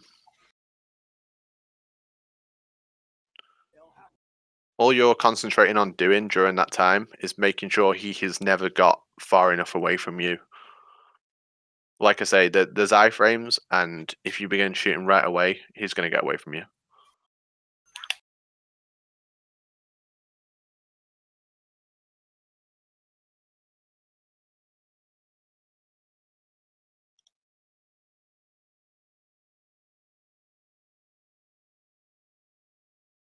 Don't aim for him like that. When you knock him down, he has to like finish his position. If he's near the bomb, continue running towards the bomb, because you can then just do the headshot and quickly change to your coolant. It's just something worth being aware of. You don't have to wait for him to hit the ground like that. You can keep moving towards him after you've knocked him down, especially if he's near the bomb, because that's going to be like your next place that you go into, and that's going to save you a lot of time.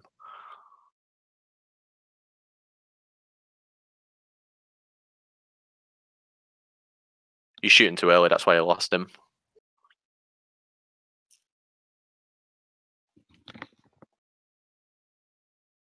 West side is like the worst RNG.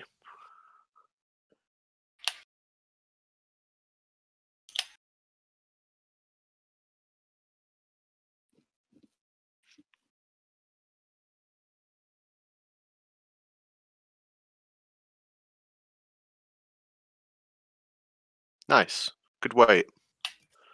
So when he's there, you kind of like knock him down and you just aim for him and wait. But if he's near the bomb, move to the bomb first. But that's all good, dude. If you're happy with that, I'm happy with that. That's looking a lot better than your first attempt, and obviously the ideas have gone in. So if we're ready, we'll do a full run. I guess I'm ready. Yeah. All right, let's do it. Bear with me just a moment, guys. I'm going to do a quick intermission, and then we'll get ready for his full run. Okay, so thanks everyone for watching. Appreciate you all sticking around. We'll be back in like two or so minutes. Thanks.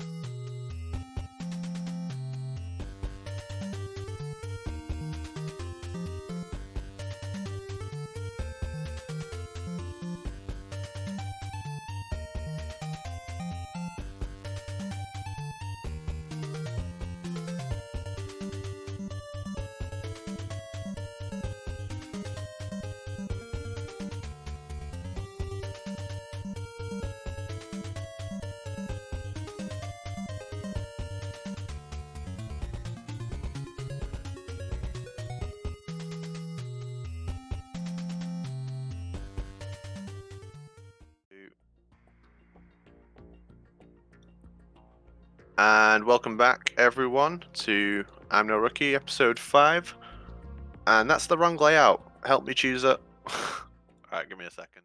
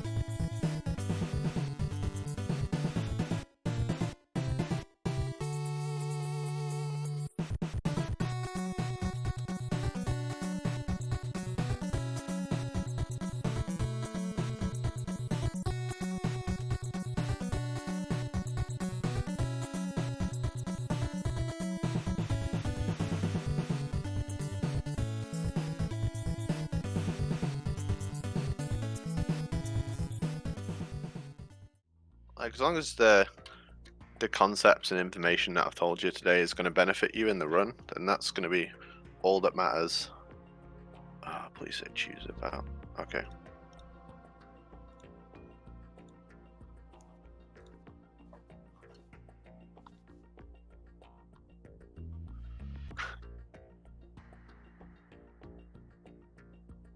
Alright, yeah, so Makarov's going to do a full game run.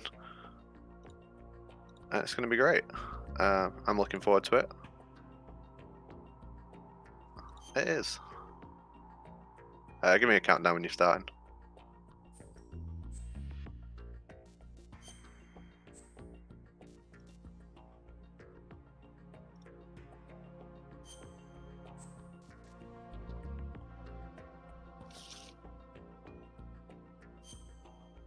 Alright, good luck. So everyone who plays MGS2 VE and knows what it's like to learn this run, please give your full support to Makarov. All right, let's look at your. As we all know, there's a lot of nuance to this run. It isn't the easiest one to learn. And thanks and thanks Silent Martyr for raiding us as well. Good to see you, mate.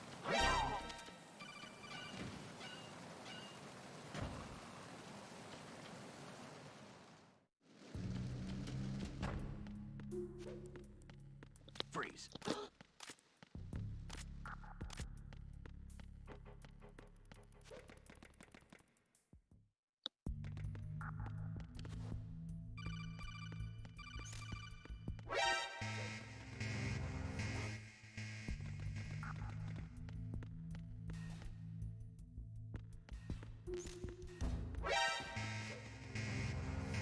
So the rooms we practiced.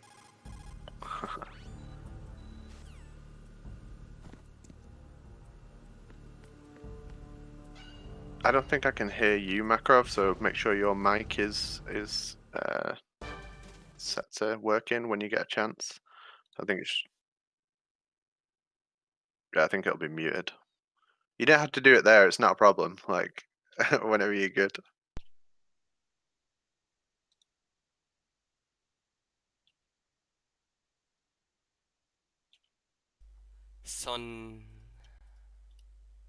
So now you should hear me.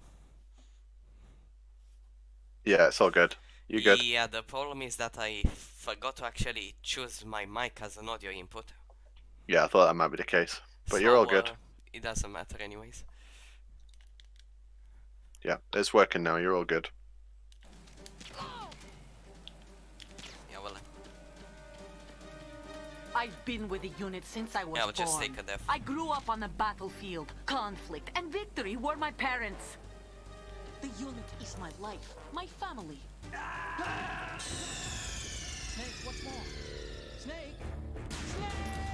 We've had some technical issues this stream. I'll level with you.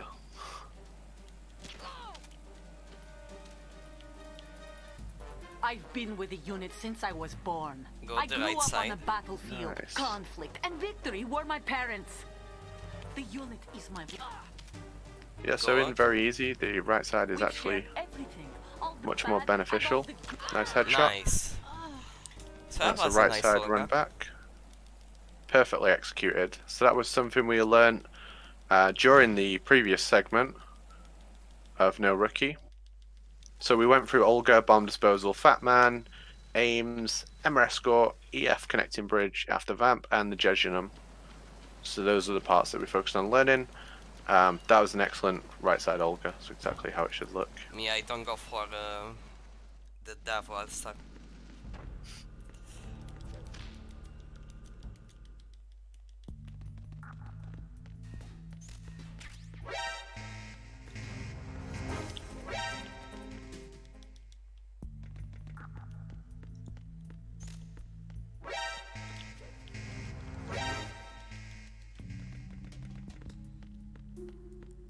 And everyone who runs this game knows the holds, sorry, not the holds, the tanker is the most optimized portion of the game. And as you can see, I'm very bad at it. It's okay to get kicked over occasionally. Who's that? Enemy sighted. Requesting backup unit. So now I will do 2 menus.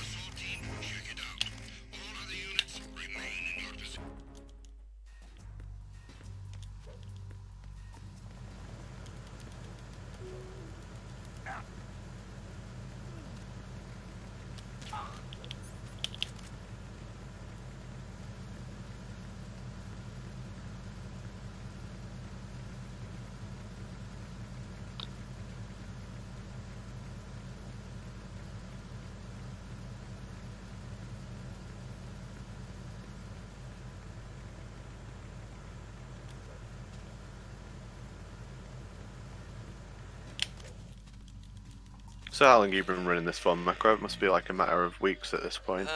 Like 2. I forgot I'm not on European Extreme. About like Repair of the entranceway to 3 the or engine room 3 on the weeks. port side is complete. Yeah.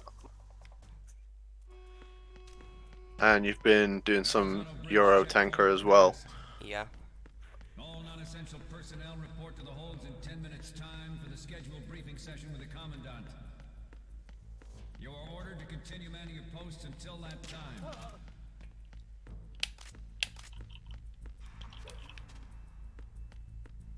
Please no alert. Enemy intruder sighted. Send I additional don't know personnel. what happened there. So you weren't hugging the right side enough before you approached that guard. Very nice. A lot of mistakes. No, it's all good. You recognize that you had to shoot that guard without getting too close to him to not get kicked. And I That was will nice. try to do Awareness. USP guard rush.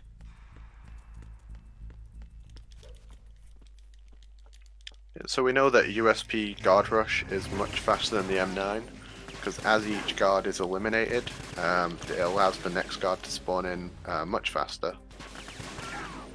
Thank you.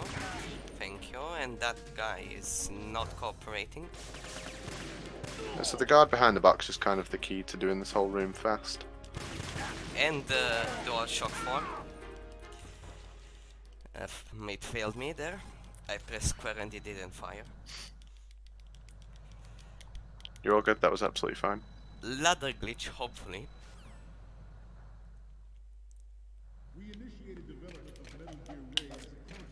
I will go safe.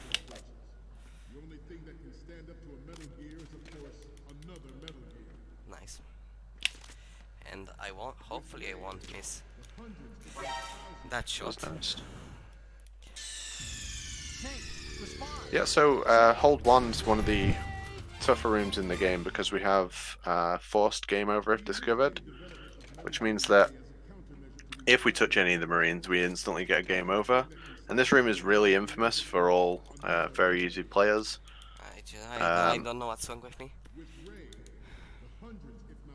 I fail everything. It's the hold, it's tough, mate. Yeah, but I don't miss ladder glitch that badly.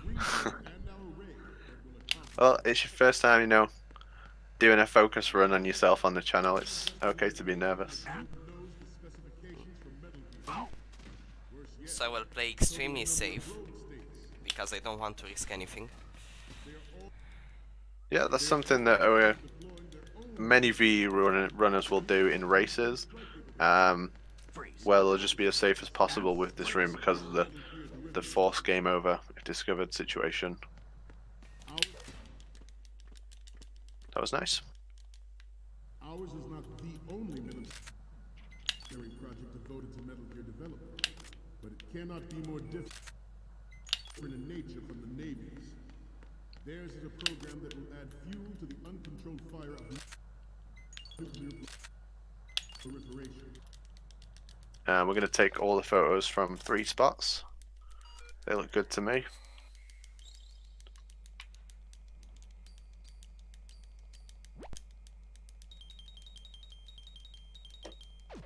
Good. And we're out of there. You can breathe, mate. Hardest part of the game done. Now, hopefully, I will remember what I learned, and I'm I sure will you do will. a good plan. Well, we learned Olga, and that looked good. So I'm sure you'll be fine for remembering. That was the first thing we did when we started the episode today, so... And an interesting fact, this is the first time that I'm actually doing a full game run. I only did Nice. ILs. Guaranteed PB. Yeah.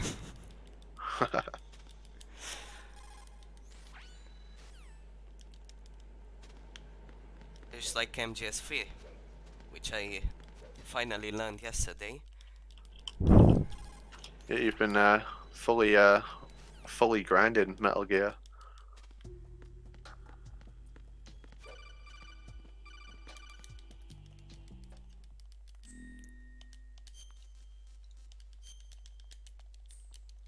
So I use D-pad there. I've heard that some people use analog and I have no idea why. It can be weird, but on the Xbox One controller, it can give you very slow inputs to get out of that menu. Like, it doesn't do back-to-back inputs well, but the analog does. So it's a preference thing. So I will do Because- caution strat because I just prefer it. Because this is the PC version, obviously we can use any controller we want to play this game. So you do see a real mix of different people and different strats. I'm under attack. Stay alert. Yeah, analog is just slightly better for the Xbox One controller for that section.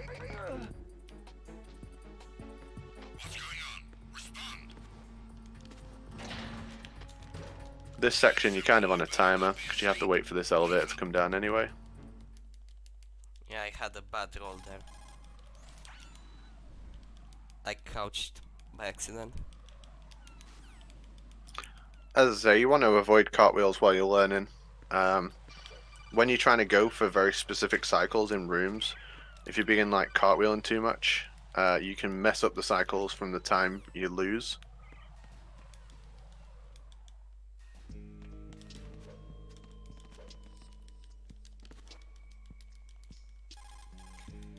And now I believe I have to hold select here. It doesn't make a difference, it will force you into it. It will force you into that one. And this next room's a cutscene skip, not a hold select.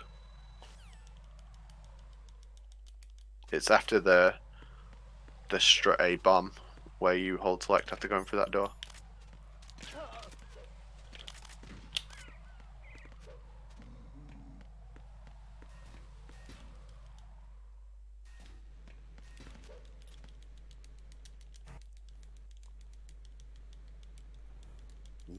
So I'm already on PB pace. Very nice. It's going to be a nice run, nice full game run to put on the board to start with too. It's always nice to put something on the board that you know you can beat. Gives you motivation to keep going and keep improving. Why don't I have the USB? That's only in Plant ALs. Oh, The Plant AL gives you an extra cutscene in that room where it gives you the USP and shows you how to equip weapons. It yeah. doesn't do that in full game because it teaches you in the tanker. Yeah, you can see that I only ran ions. Since I didn't know that it's not a thing if you do full game. And now since I'm playing on New Game Plus Plus, I can skip the Stillman cutscene, which I have no idea how long it is. 7 minutes. We'll take guesses in the chat on how long the Stillman cutscene is. Yeah, I think it's like 2 minutes and a bit. Even 3 minutes. Good, and now I will put to use what I learned today, which is bomb disposal.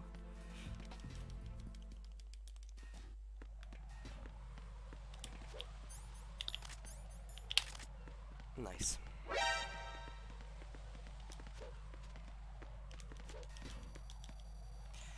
Let's see how my strategy goes.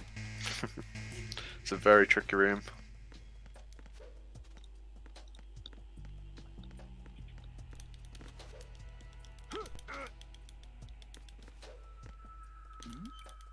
Who's there? Who's that? Enemy sighted. Requesting backup unit. I didn't get up. That's bad. Still good. I still saved it. Yeah, that looks good. A little bit of mismovement through the guard, but as I say, as long as you're not getting shot or kicked, Nice. you're on the right path.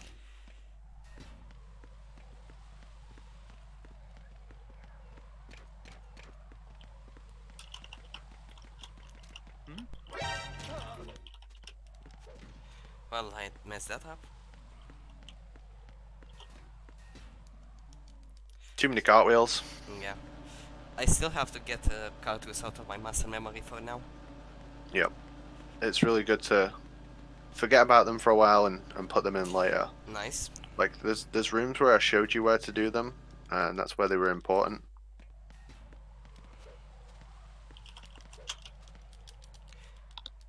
Good, hopefully I won't get stuck on the missiles.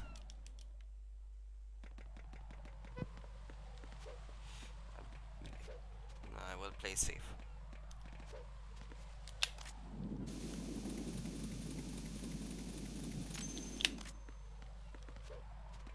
Yeah, I played it safe, I didn't want to risk it. Yeah, it's good that you recognize that, like, your position wasn't great, so you just made sure that it was when you landed for the bomb. That's the most important bit.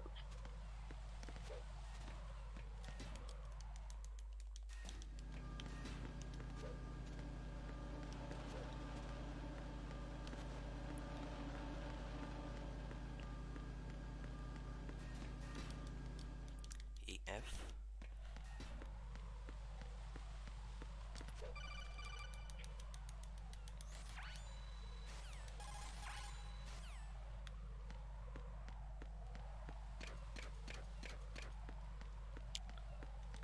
And this is a tricky room with a quite a high Strat skill F. ceiling and all different things you can do with it.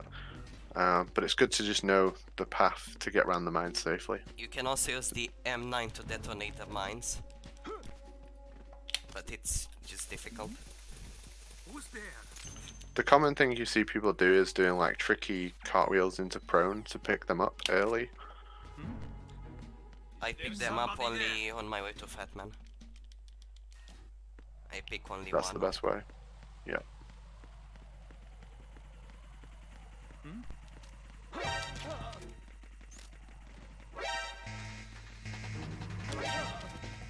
Nice. Now strat And yeah, that A, looked good. the best strat in the game. There's somebody there. Come on. Yeah, so on those stairs you cartwheeling a little bit too early, that's why it's not letting you go into prone. You have to kind of walk over them first. No. There you go. I played it safe. Because I know the Yep, that potential was of excellent. losing time here.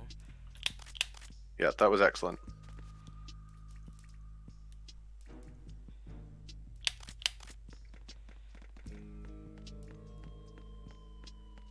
It's one of the more tricky rooms in the run because of all the coolant rises, defusing the bomb from an incorrect position. It really doesn't matter if you get an alert there.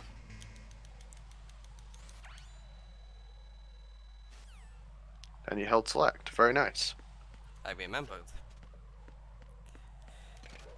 So, this is pretty much an improvement, a very big improvement over my plant tile.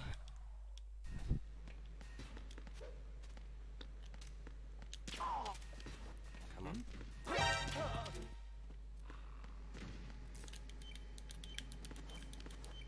Hello?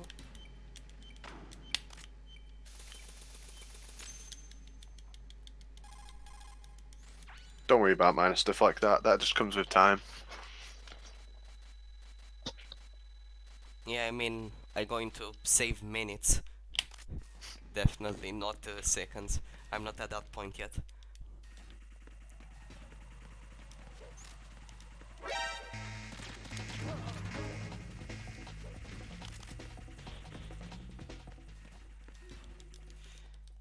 Bomb first.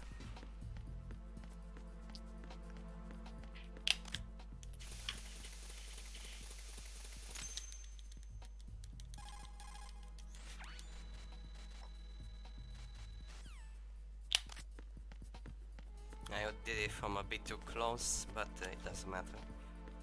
That wasn't too bad. It was a little bit further away than during practice, which is good, so you remembered that. You'll learn the boundaries of it, you know, as you go.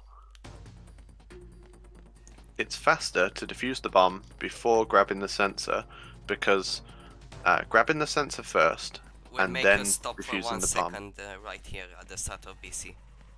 Yeah, it'll play one codec in the room and it'll play one codec on the BC bridge. But when it plays the codec on the BC bridge, the game like pauses for a full second. But it doesn't do that if you do it in the order Makarov just did. So it's 1 full second faster. I will play it safe here, I don't want to risk it. It's all good. That's your choice, your Doing prerogative, this mate. is faster than a bad attempt at that. It is, yeah, that's true.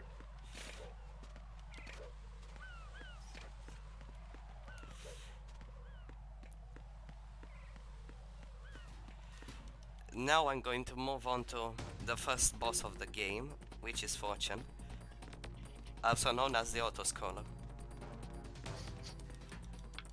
It is a fight that we can make faster. So for a long time, people assumed that it was just a timed room and nothing we did mattered. That's actually not the case, and everything that we do in that room will lead towards it being faster overall. The most important part is destroying the forklift at the start of the fight, and Makarov will do a setup for that.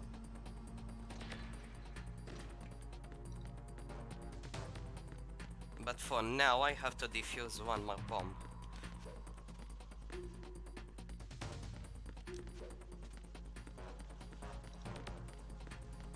So while I'm defusing this bomb, I will explain the start of the Fortune fight.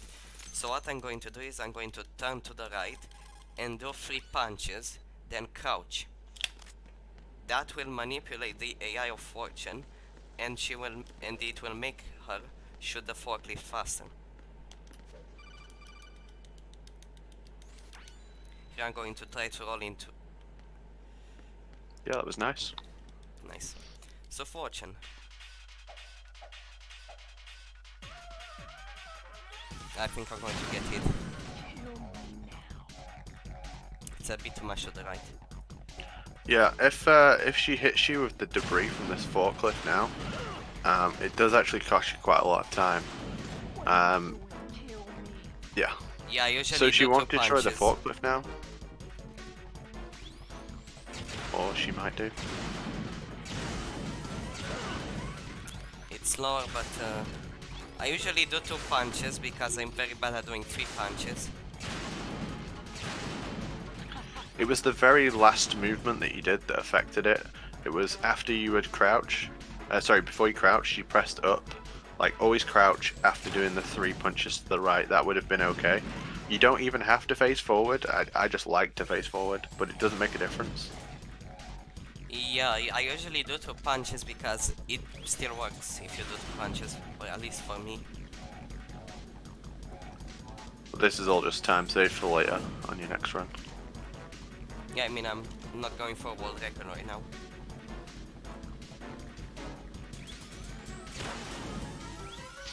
We are purposely crouching by these barrels at the front as well, to get to destroy them.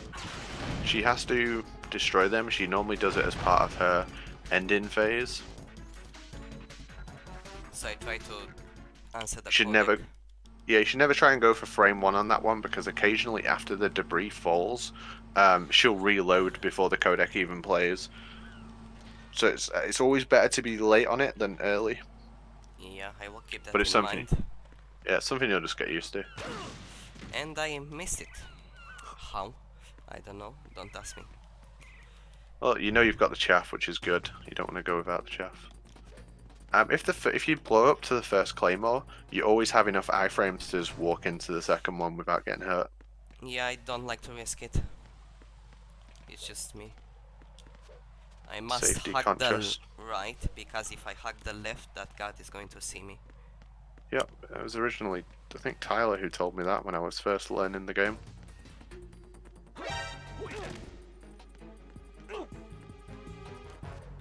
It's the enemy. You don't have to bump into the guard, because you will lose the alert anyways, but I just have to do it. Yeah, same. I always bump that guard.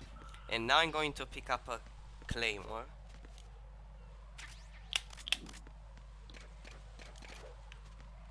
So that will open a better path for me later in the run. And please hope that I won't go into strat F for aims to pick up the AK. I did it once, and yeah, I forgot. I just forgot. Yes. So on very easy compared to other difficulties, the AK can be picked up in the core. On all of the difficulties, you have to go into the Strat F armory to pick it up. And it doesn't save as much time as you'd think. Nice. Let's see if I remember how to do Fat Man. I'm sure you'll be fine.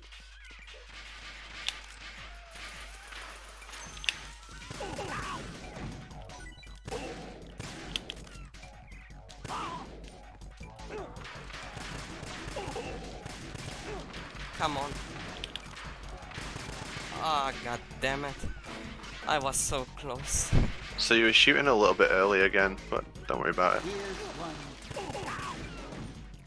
Ah, god.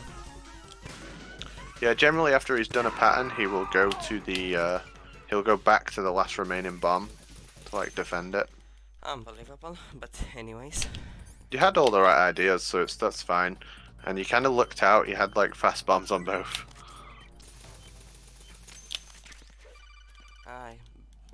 That was a So bad cartwheel, but it still worked. Yeah, that was not a bad cartwheel. That was honestly not a bad cartwheel. That was a good cartwheel. Now I need to mash. What's my pace?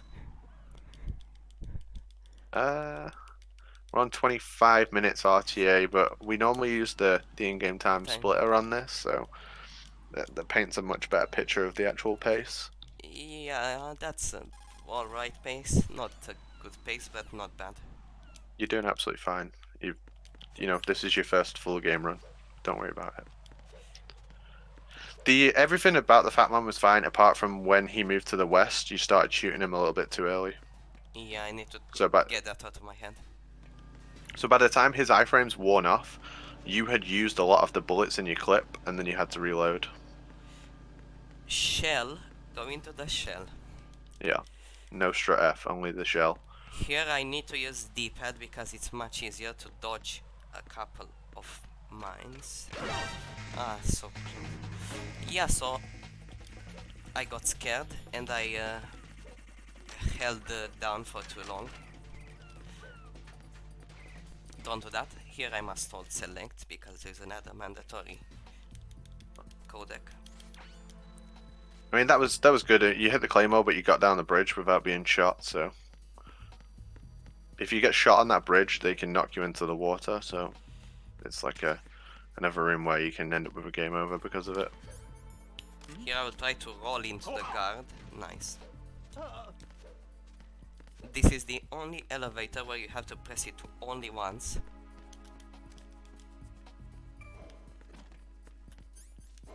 And for elevators, it's always up once and triangle. Yeah, as long as you're on the route, the correct direction on the elevator is always up. Now I'm trying to do some commentary here, so I'm sorry. You're all good. If that's what you want to do, if that's what you enjoy, Yeah, sometimes don't worry about it. I don't know why I did that. The enemy. I need help. Anyways, I can still avoid the assault team.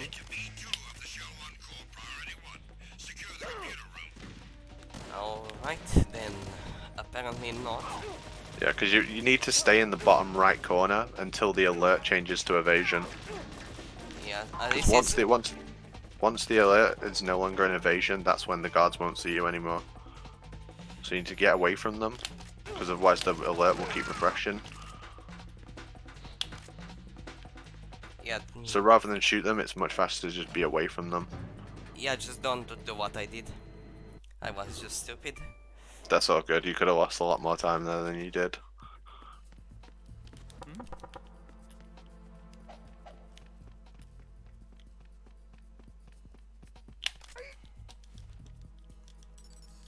So that's a Retinol pattern recognized. trick where you are pretty cleared much to just enter. distract the guard and you just choke him. It saves quite a lot of time. And I forgot to hold select. It's not one of the worst ones to miss, so That's don't worry about it. You've been pretty good on them so forget far. that one. No aims. Where is aims? Reporting no problems in the hall on B1 in the Shell 1 core. It's the worst aims. Aim's position in this room is random on New Game Plus and New Game Plus Plus. Yeah, that's a bad aims. It's good if you pause buffer, but that's just... I don't like pause buffering. It's cheating. Well, it's not cheating, it's just... It's perfectly legitimate strat. I don't do it either, but perfectly legitimate strat. It is a perfectly legitimate strat, but I just don't want to do it. It's a shitty strat. And it makes you look like an asshole. Shout out D-Limestone. Yeah, good recognition to punch him rather than shoot him. That was really good. Yeah, I don't know why my movement is so bad there. It was actually getting onto the elevator. You kind of like, you warp the elevator button, you know, similar to how you warp doors that you have to mash triangle for. Like the wheel door before Olga and the doors during the swimming section. So now I need to go to strat F and pick up the PSG-1. Yeah, I don't know why I did that. Why I took that line. Just safety.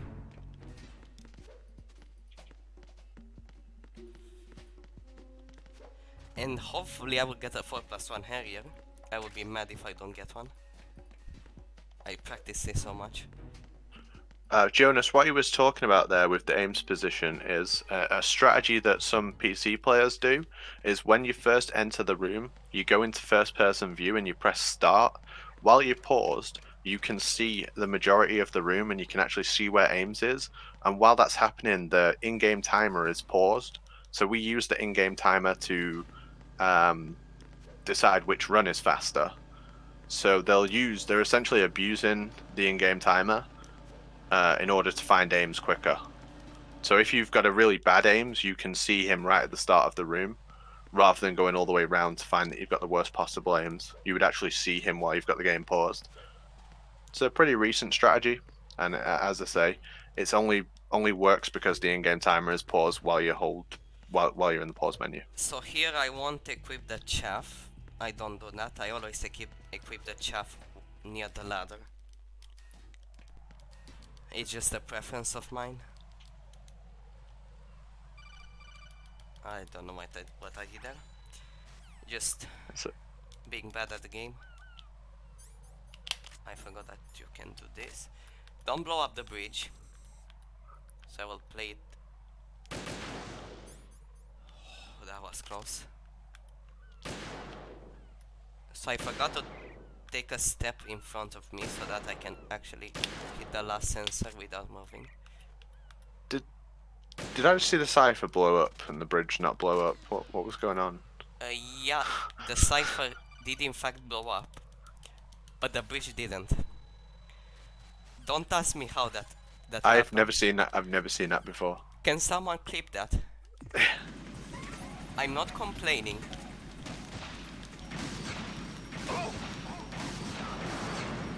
Nice. 4 shot. Very nice. I think that I missed that shot. How did I? I'm not complaining. So, if you get the lock on and you fire that +1 shot and you unequip immediately, it will always hit them. I didn't know that, Nice. Lance. I genuinely didn't know that. Thanks for that. And of course, if someone can do that, clip that cipher exploding, please. Yeah, so Limes in the chat said that if you take out the sensor first, you can blow up the cipher. I didn't know that. I've only ever done it in reverse. Neat, I didn't know that. So that was a pretty good Harrier, not the best that I've ever had, but it was good. Yeah, really well executed. It was a 4 Well shot. 1, so I'm not complaining. And now the leap of faith. Let's see if I die here. And I usually die a lot here because I'm just bad at rolling. So close. Yeah, so the key with the leap of faith is that we have to cartwheel at the very last moment as we get off there. So that was extremely close. That was the MGS3 movement kicking in. Because MGS3 has a completely different movement style compared to MGS2. And since I've been practicing for the last 2 days only MGS3, I'm used to that movement. Which do you prefer the movement of? Well, I prefer 2, but I'm not saying that freeze movement is bad. Here I will do this. This skips my animation. Nice. That skips my animation and makes me move faster. And while you are under that part that is coming out of the wall, you have to do it in a specific rhythm. I use visual cues for it. Understood. All units exercise extreme caution. I don't do that roll there since it's quite risky for me. And now I will hold the left so that I can move my directional mic a bit. It's a small optimization. It's really nice optimization.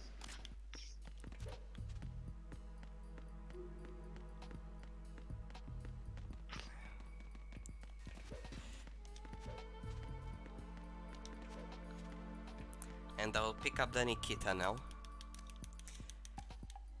And from now, please pray that I don't fuck up Vamp 1. Since I do it quite often.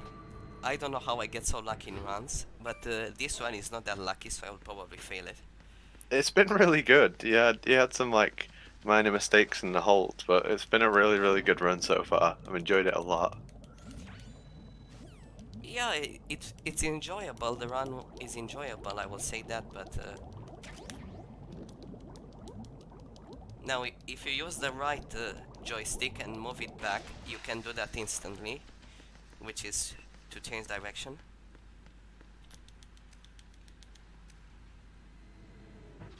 And now I will have to save the president, which will die in the end, but I would still save him. Spoilers.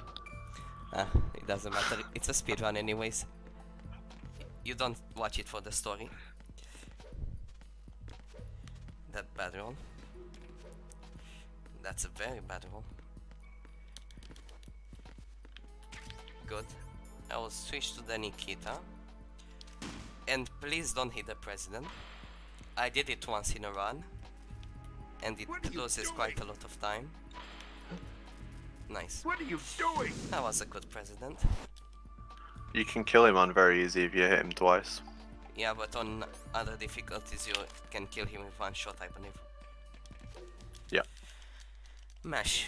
Yeah, I must mash a lot since I believe this is the part where you have to mash the most other than torture. It's between this and the ninja codec after Batman, because that's quite a long section of it as well. But I think this Yeah, might be the longest. I think this is the longest you have to mash for.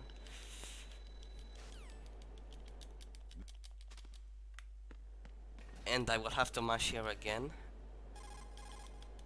I remember that I have to hold select there, so that's nice. I don't know how I remembered. It was just instinct. Muscle memory. So this one is already better than any other run that I did, even with those mistakes. So yeah, it looks like this time the rookie helped me actually a lot. I'm glad. I'm glad to hear that. So I have 10 stingers, which is more than enough for vamp. You need 6 on very easy. I believe it's 6. It is 6, yeah. Yeah, I just don't want to tell lies like I did during my plant tile. We lie during plant ILs, but we always tell the truth in full game. Yeah. Now let's see if I remember the way where... Let's see how good I swim actually. Since I'm probably the worst swimmer. Well, you can actually turn a graphic option down so you can see way better in the water. You still have like the bubble effect on. Most of us have like turned this off now because it's so hard to see in the water with it on. Yeah, I can see well, that's not the problem. The problem is that I'm just bad at swimming. You're doing fine so far, your movement's been great. And I'm using the D-pad, it's just a preference. Some people use analog. D-pad just feels more responsive and accurate to me. And I think D-pad is best for swimming. Good, so I usually miss that door a lot. And Vamp 1. Hopefully, I will play it safe and wait a lot, unlike what I do. Because the way that I do Vamp 1 is I just watch Platonic's world record. I believe it's Platonic's or BMN has it for very easy. I'm not sure. It's D-Lams. 1, 2, 14. Yes, first try. Nice. That was really, really fast too. That was like... That was almost on the cusp of losing it. And you moved for your shots, so that was really good. I just get lucky with Vamp 1 when I do runs for some reason. Yeah, it's set to pick those up. Yeah, you want both packs. Yep. And equip the AK and unequip it while I roll to Emma. Yep. And now comes the best part of the game. Don't at me. If you don't think that this is the best... Yeah, if you disagree with me, you're just wrong. Accept it. It's the best part of the game. It's so good. I don't think you're gonna have many people agreeing with you there, but alright. It's just good, I love it. You just move someone which dies in the end, so all of the progress you did is just useless, and you will move 15 times faster if Emma did not exist. So it's the recipe for the perfect part of the game. Well, actually the best is sniping, but that's a completely different beast compared to this. And we just know you're trolling. Well, wasn't it obvious? I think you could like the MRS score, but you couldn't like the oil fence. Yeah, you're just wrong if you like Emma Escort.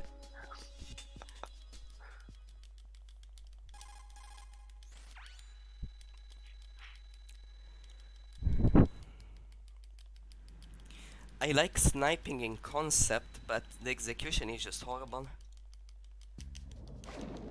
A sniping section could be fun if it's done correctly. MGS2 did not do it correctly.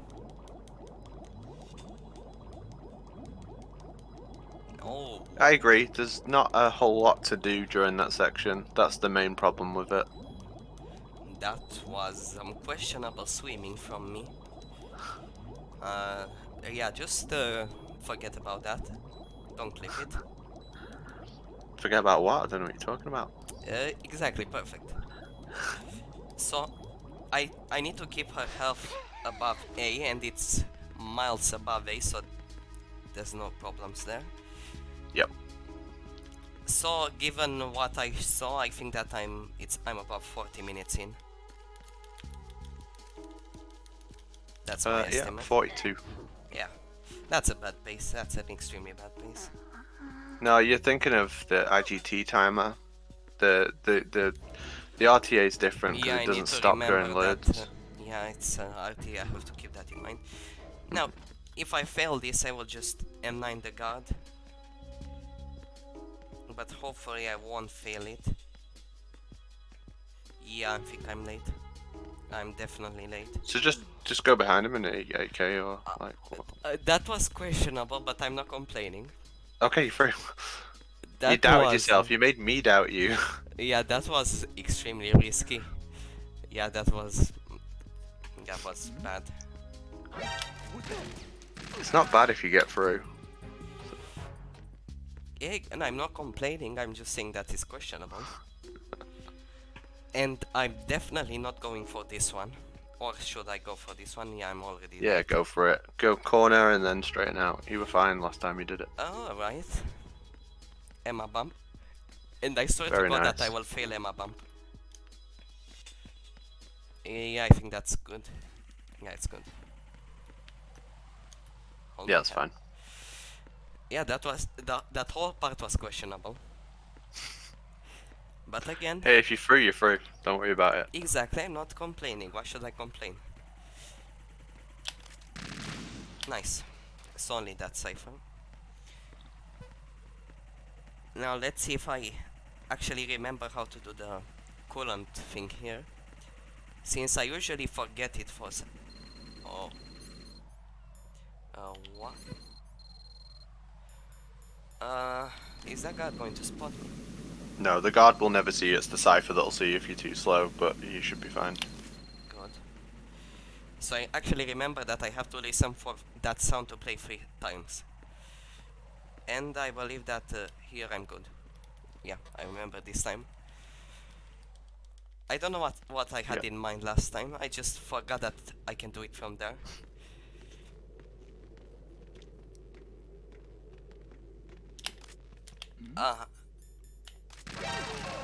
Yeah, don't do that. Do this. And moving on to 8K to nothing. Yeah, that's good. moving on to sniping, the best part of the game, not. Alright. I sometimes do that by accident. Great sniping. Hopefully she won't fall. How many seconds do you lose for a fall? 7? And yeah, 7. I don't know how I remember that. It's such useless information to know that. And now I will play it safe and actually zoom in with the sniper because I don't want to risk it. So if you zoom in with the sniper, that's one of the things that'll make Emma fall over. Actually, I will try to see how good I can aim without zooming in. I'm very bad at using the sniper. And I'm also a loser because I use analog. Everybody knows that you need to use D-pad for it. Also, alright. So I can look in first person. I'm not allowed to press R2 or L2. Yeah, so one of the things that can cause Emma to fall is lean in, zoom in. Come You need on. to look at the strut she's heading towards because there's 2 guards. One top left, one bottom right. Nice, I got it. Nice. This Nice. sniper. And I'm surprised that I didn't have to aim. I'm so bad with the sniper. So somehow without practicing sniping, I'm better at sniping. Story of my life.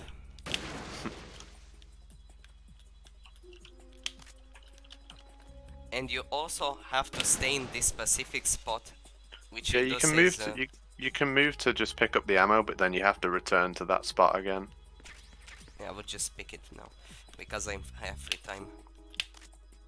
You can shoot Pliskin, actually Snake, there. because he will betray you, in quotation marks.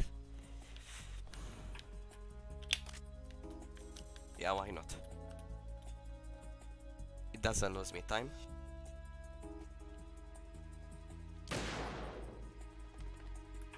Holy, that's sensitive.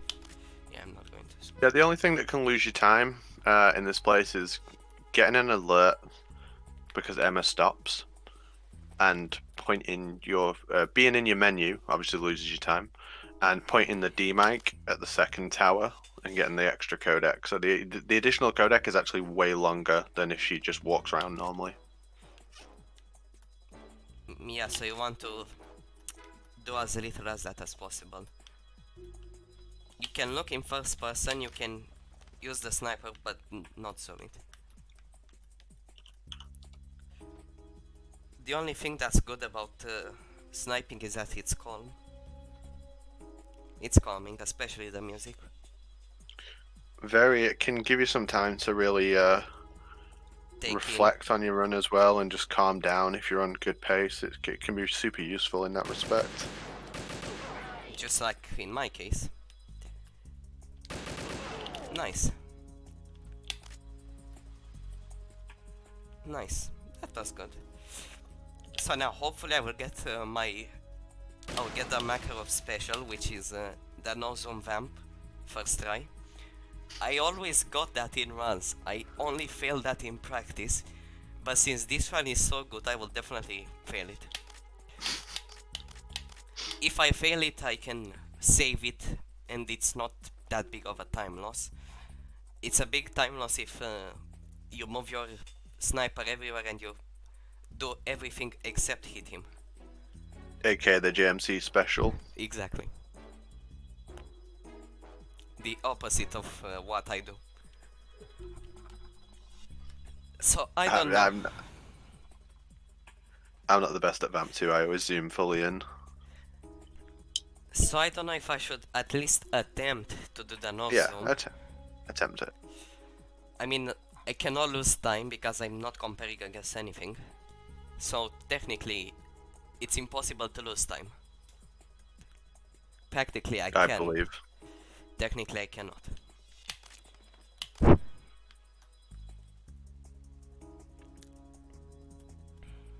But sniping feels like ages, even though it's not that long. I'm not sure how long it is off the top of my head, but it is long. It's minutes. I think it's 3 So minutes or 4 even. 3 or 4 minutes, I think it is. I thought off the top of my head that it was way longer than that. Yeah, it cannot be more than 4 minutes. It just cannot be. But actually I might look at my splits and see how long it took me to do sniping. We need a sniping IL on the board. Sniping IL and shoot all the pigeons IL. Because those pigeons, there's like or seagulls, they are not pigeons. There's not like an infinite number of them. They don't respawn. Let's get ready for the Makarov special. Nice! Very nice. How? It's about as fast as you can do it. How did I do that? I believe you can save 0.7 with turbo as well. Yeah, I don't have the turbo script currently. And actually Platonic made only a script only for triangle. Since I don't use DS for Windows, I cannot do the other one, sadly. And I don't have the PSG1T, so it's faster, that menu is faster. Here I don't want my run to die, so I will just wait a second.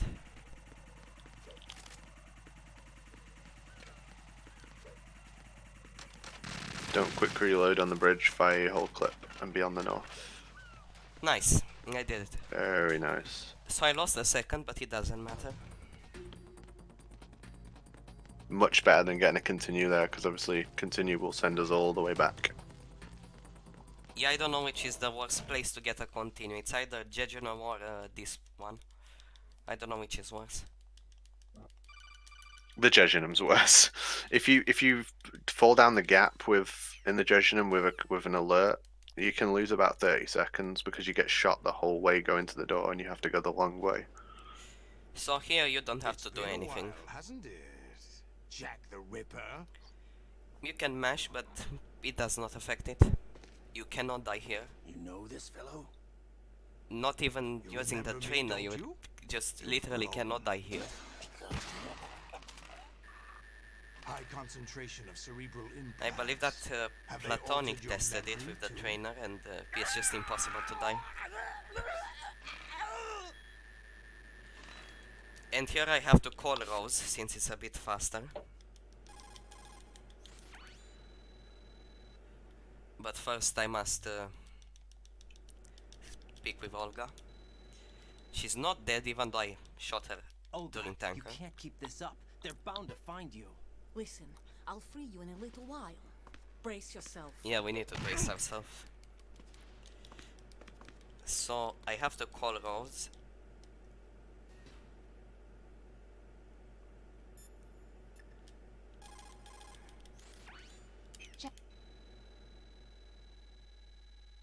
Yeah, normally you'd wait for a Rose call here, but if we call her first, it makes it a little bit faster. Well, a lot faster actually. And Remember to turn your codec off as well. You have to unselect. You have to leave the menu yourself, essentially. yeah, so I really don't want. Speaking of fucking it up, I will go for the safe one. I just don't want to. Well, what is my movement? I will play it safe and lose 4 seconds. I really don't want to take a continuing Jejunum. There's somebody there. Yeah, it's really not bad at all to take the safe route while you're learning. Even for a 104, you can easily get that while still taking a safe route. It's just 4 seconds, it's not that big of a time loss. And especially if you roll, now this is important to get. Nice. It's the most important gap to clear in the whole game. And here in the in ascending colon, I must stay in a specific spot. Let's see if I know where. I believe that here it's is well. I believe that's where I have to stay. Yeah. So you should have answered that codec much sooner. You should actually hold select as you enter the ascending colon for the first one. Yeah, and so then here GW goes crazy. And you get the best codecs in the game, including I need Caesar 61. The best one.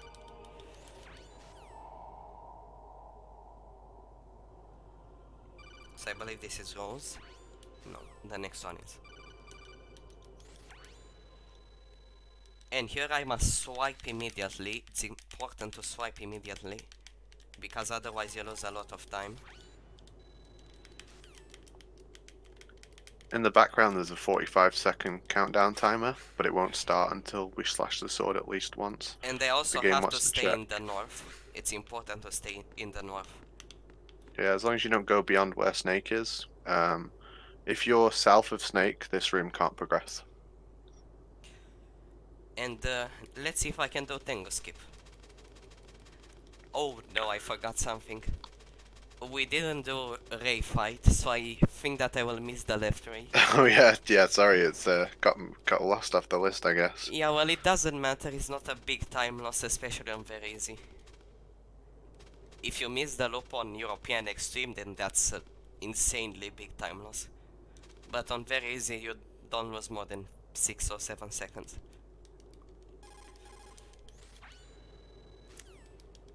Good, Tango skip.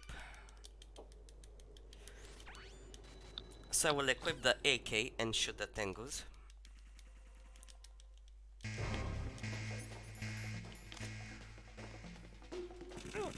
And I need to let that guard stay alive. That one, isn't it?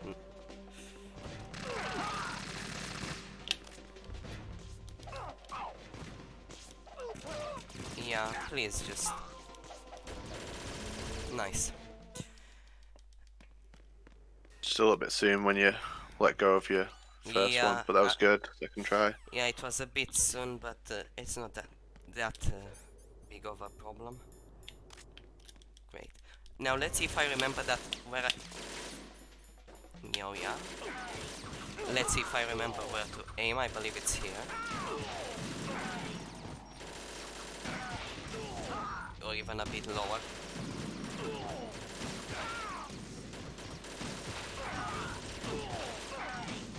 Yeah, and there is a specific timing which I forgot. Yeah. So the guards will spawn, and they'll spawn in randomly, and they'll make their way out to jump into the Tengu 2 room. So it's kind of random when you have to fire. You sort of just get used to timing it. You could actually aim like slightly lower where you're aiming right now, but Tengu 2 very easy. We're just trying to speed this room up by killing them faster. This room will end quite fast no matter what, because Snake just murders every single Tengu. Yeah, even if you don't do anything, it's still fast. Great, now the speech. It came as a complete surprise when Ocelot discovered the S3 data from GW. Make sure your stinger is on previous. Yeah, good. Using fire to fight fire, creating the perfect the only advice I'd give you is, after you've fired the first stinger, as soon as the stinger is left, as soon as you've pressed square, you already start aiming for the second ray. Alright. If you don't do that, there isn't enough time to hit it in the head. And then after you've fired the second shot, whether it's hit or missed or whatever, you still need to move away from the center of the room where you start.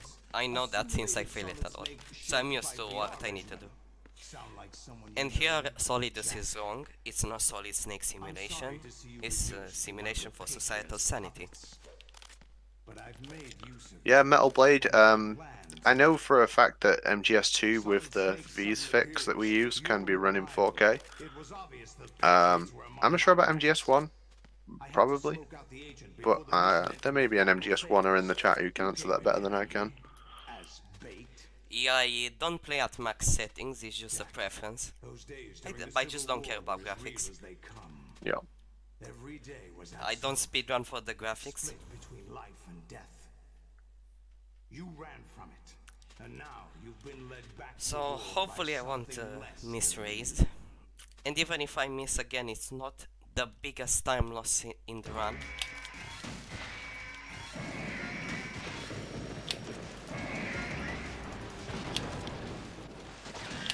Perfect ray fight. Nice. Very nice, and you moved away as well. Are you awake nice. yet, Jack? And I didn't hit the save box. The Arsenal AI is and now I need to mash for 10 seconds, I believe it is. I underestimated you.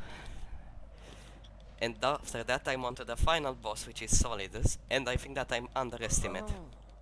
I'll squeeze the answer. Yeah, barring some sort of so I'll mash really bad you'd have to get a pretty bad Solidus to be underestimate now. But don't worry about it. Don't forget to call time for me as well when you kill Solidus. Yeah, sure. So I will just deal time as soon as I do the final hit on Solidus. That's correct. We'll watch through credits as well, and we'll see your good old PB, and make sure we can submit it to the board as well. Yeah, but I'm not recording. Oh wait, you can highlight. We're recording. You can highlight it. Yeah, I forgot highlighting exists. I'm sorry. I'm on Solidus. I can't believe that I did it, and with so little mistakes. Only Tanker was full of mistakes, but other than that, it was perfect. I need to focus. Come on, Solidus. Be good to me. Don't move around for 6 hours. So I do that. Okay, I need to shut up. Let's go. Yeah, so with the Solidus fight, when we begin, we'll punch him, which will break his guard, and allow us to begin swiping on him. We only have to do that at the very start of the fight. During phase 1, we'll knock him to the floor, and when he begins to fire rockets, we'll approach him.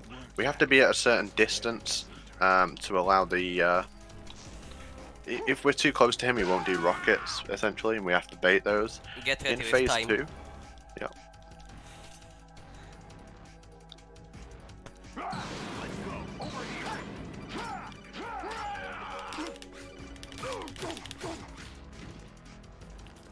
And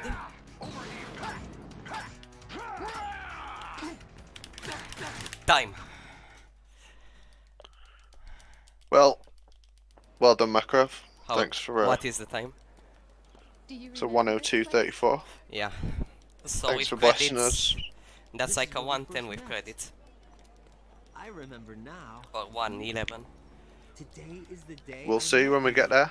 Don't spoil the surprise, because we had a pause at the start as well. So that'll affect something as well. Well, So, it was a who nice knows? time. It was a really good run, dude. You picked up everything that I taught you. We didn't cover the entire game in this run. We covered specific sections.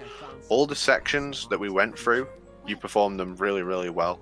He said all living things You know, the only mistake I can think of on the sections that we actually went through was shooting too early on Fat Man, which, considering how much we covered in this whole episode of I'm No Rookie, which was Olga, Bomb Disposal, Fat Man, Ames, Emma Escort, EF Connecting Bridge, and the Jejunum, to forget that one small thing is not surprising. It's a lot of information to take in. I think you played really well. I'm sure that everyone watching it enjoyed it as well. We're going to watch the credits and we'll see Mac's new PB, so he can submit it to the board as well. He'll actually be the 31st player onto that MGS2 VE board, so it's getting really popular. It's worth saying that if anyone who's watching today wants to be a part of an episode of this show, if you want to come and learn any Metal Gear game, or if you're really good at them, you want to come teach someone how to play, on the Discord, you can sign up to I'm No Rookie. There's a form. If you go into General and go into the pinned messages, it's the second pin. I'll post the form for you in the chat now as well. You don't have to be extremely new to it. It's all good if you're brand new and you want to learn a run, that's fine. If you're already doing a run and you want to get some help from someone who's a bit better than you, who's a bit been doing it longer, their time's a bit higher, and you want to learn what that's all about, sign up. There's no bar set for what's considered a rookie and what isn't. If you think that someone would be able to help you and sign up, please do, and we'll put you with a coach. It probably won't be me because I've done 2 now. We need someone else on the show, right? And plus I want to watch the show. Thanks, Makarov. How did you find the experience? Well, amazing, and I can't wait to see the score screen. I definitely So you were pretty nervous in the improved a lot. start, right? Like in the tank, you were pretty nervous, but that kind of worn off as we were going along.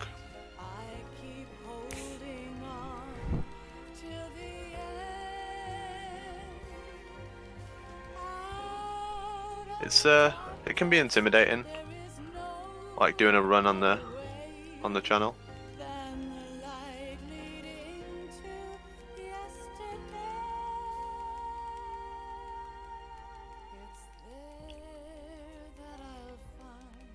Alright, I'm just gonna let these credits play out. I'll be back in 1 minute.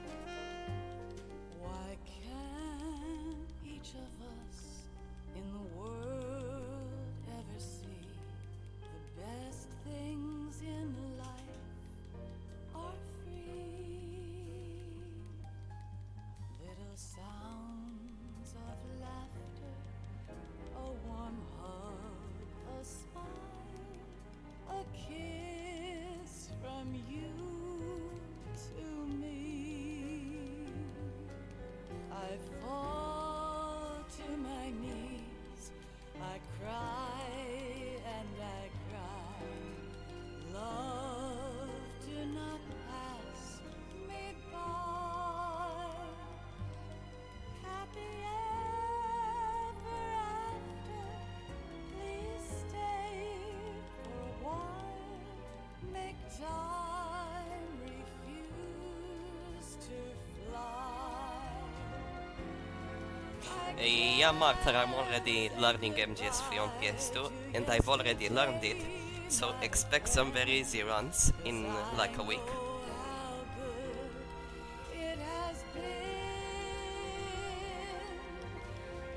Yeah, he's currently being coached by Major Zero for that, so I'm sure he'll be on that board extremely soon.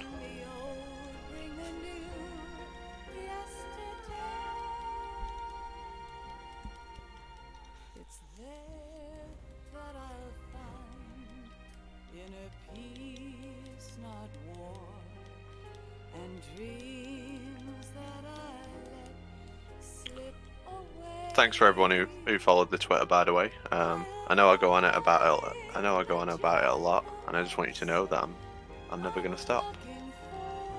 Followers at MGS Runners.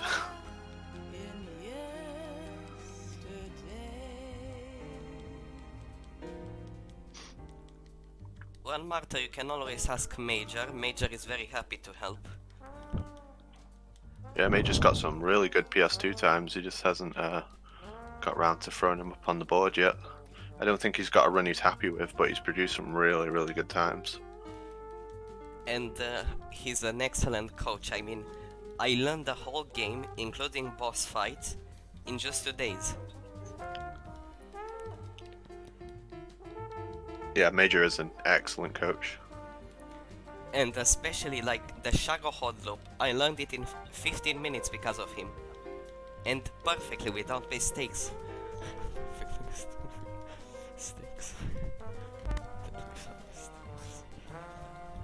Yeah, so we don't currently allow any we're not currently allowing any emulated MGS3 runs on the board because the emulator is just not stable enough yet.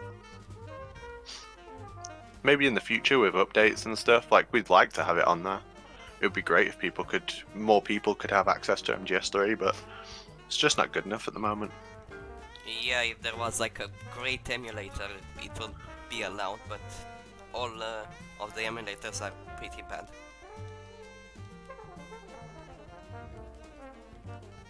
It's the emulator is used a lot for testing. A lot of the new stuff that was found recently was done by using the emulators. Yeah, the Master Appel. Yeah. Majors did a lot with the emulator too to find stuff. We all do, Alan Shepard. Now we I all need do. to mash here. Here we go. Let's see the score screen.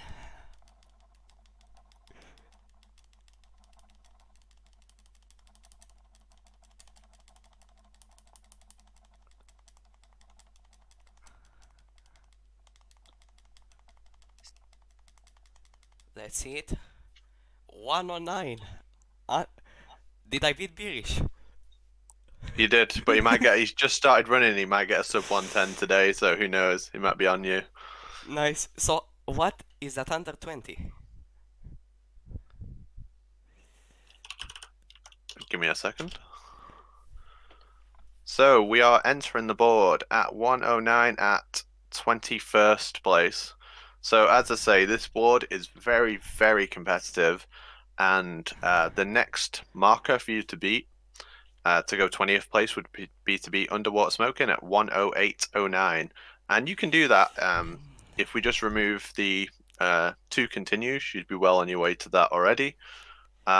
This is a good base to start from. I think you played really, really well. I think you picked up everything that we went through really quickly. It was a pleasure to teach you. I really enjoyed it. So thanks for coming on, mate. I enjoyed it as well. So that'll be all from I'm No Rookie, episode 5. So, I'm sure the background staff will raid someone. I'll go to an intermission now, and a little bit of music, unless there's anything else you want to say to the fans, Makarov. Thank you all for watching and for supporting me on my first run ever.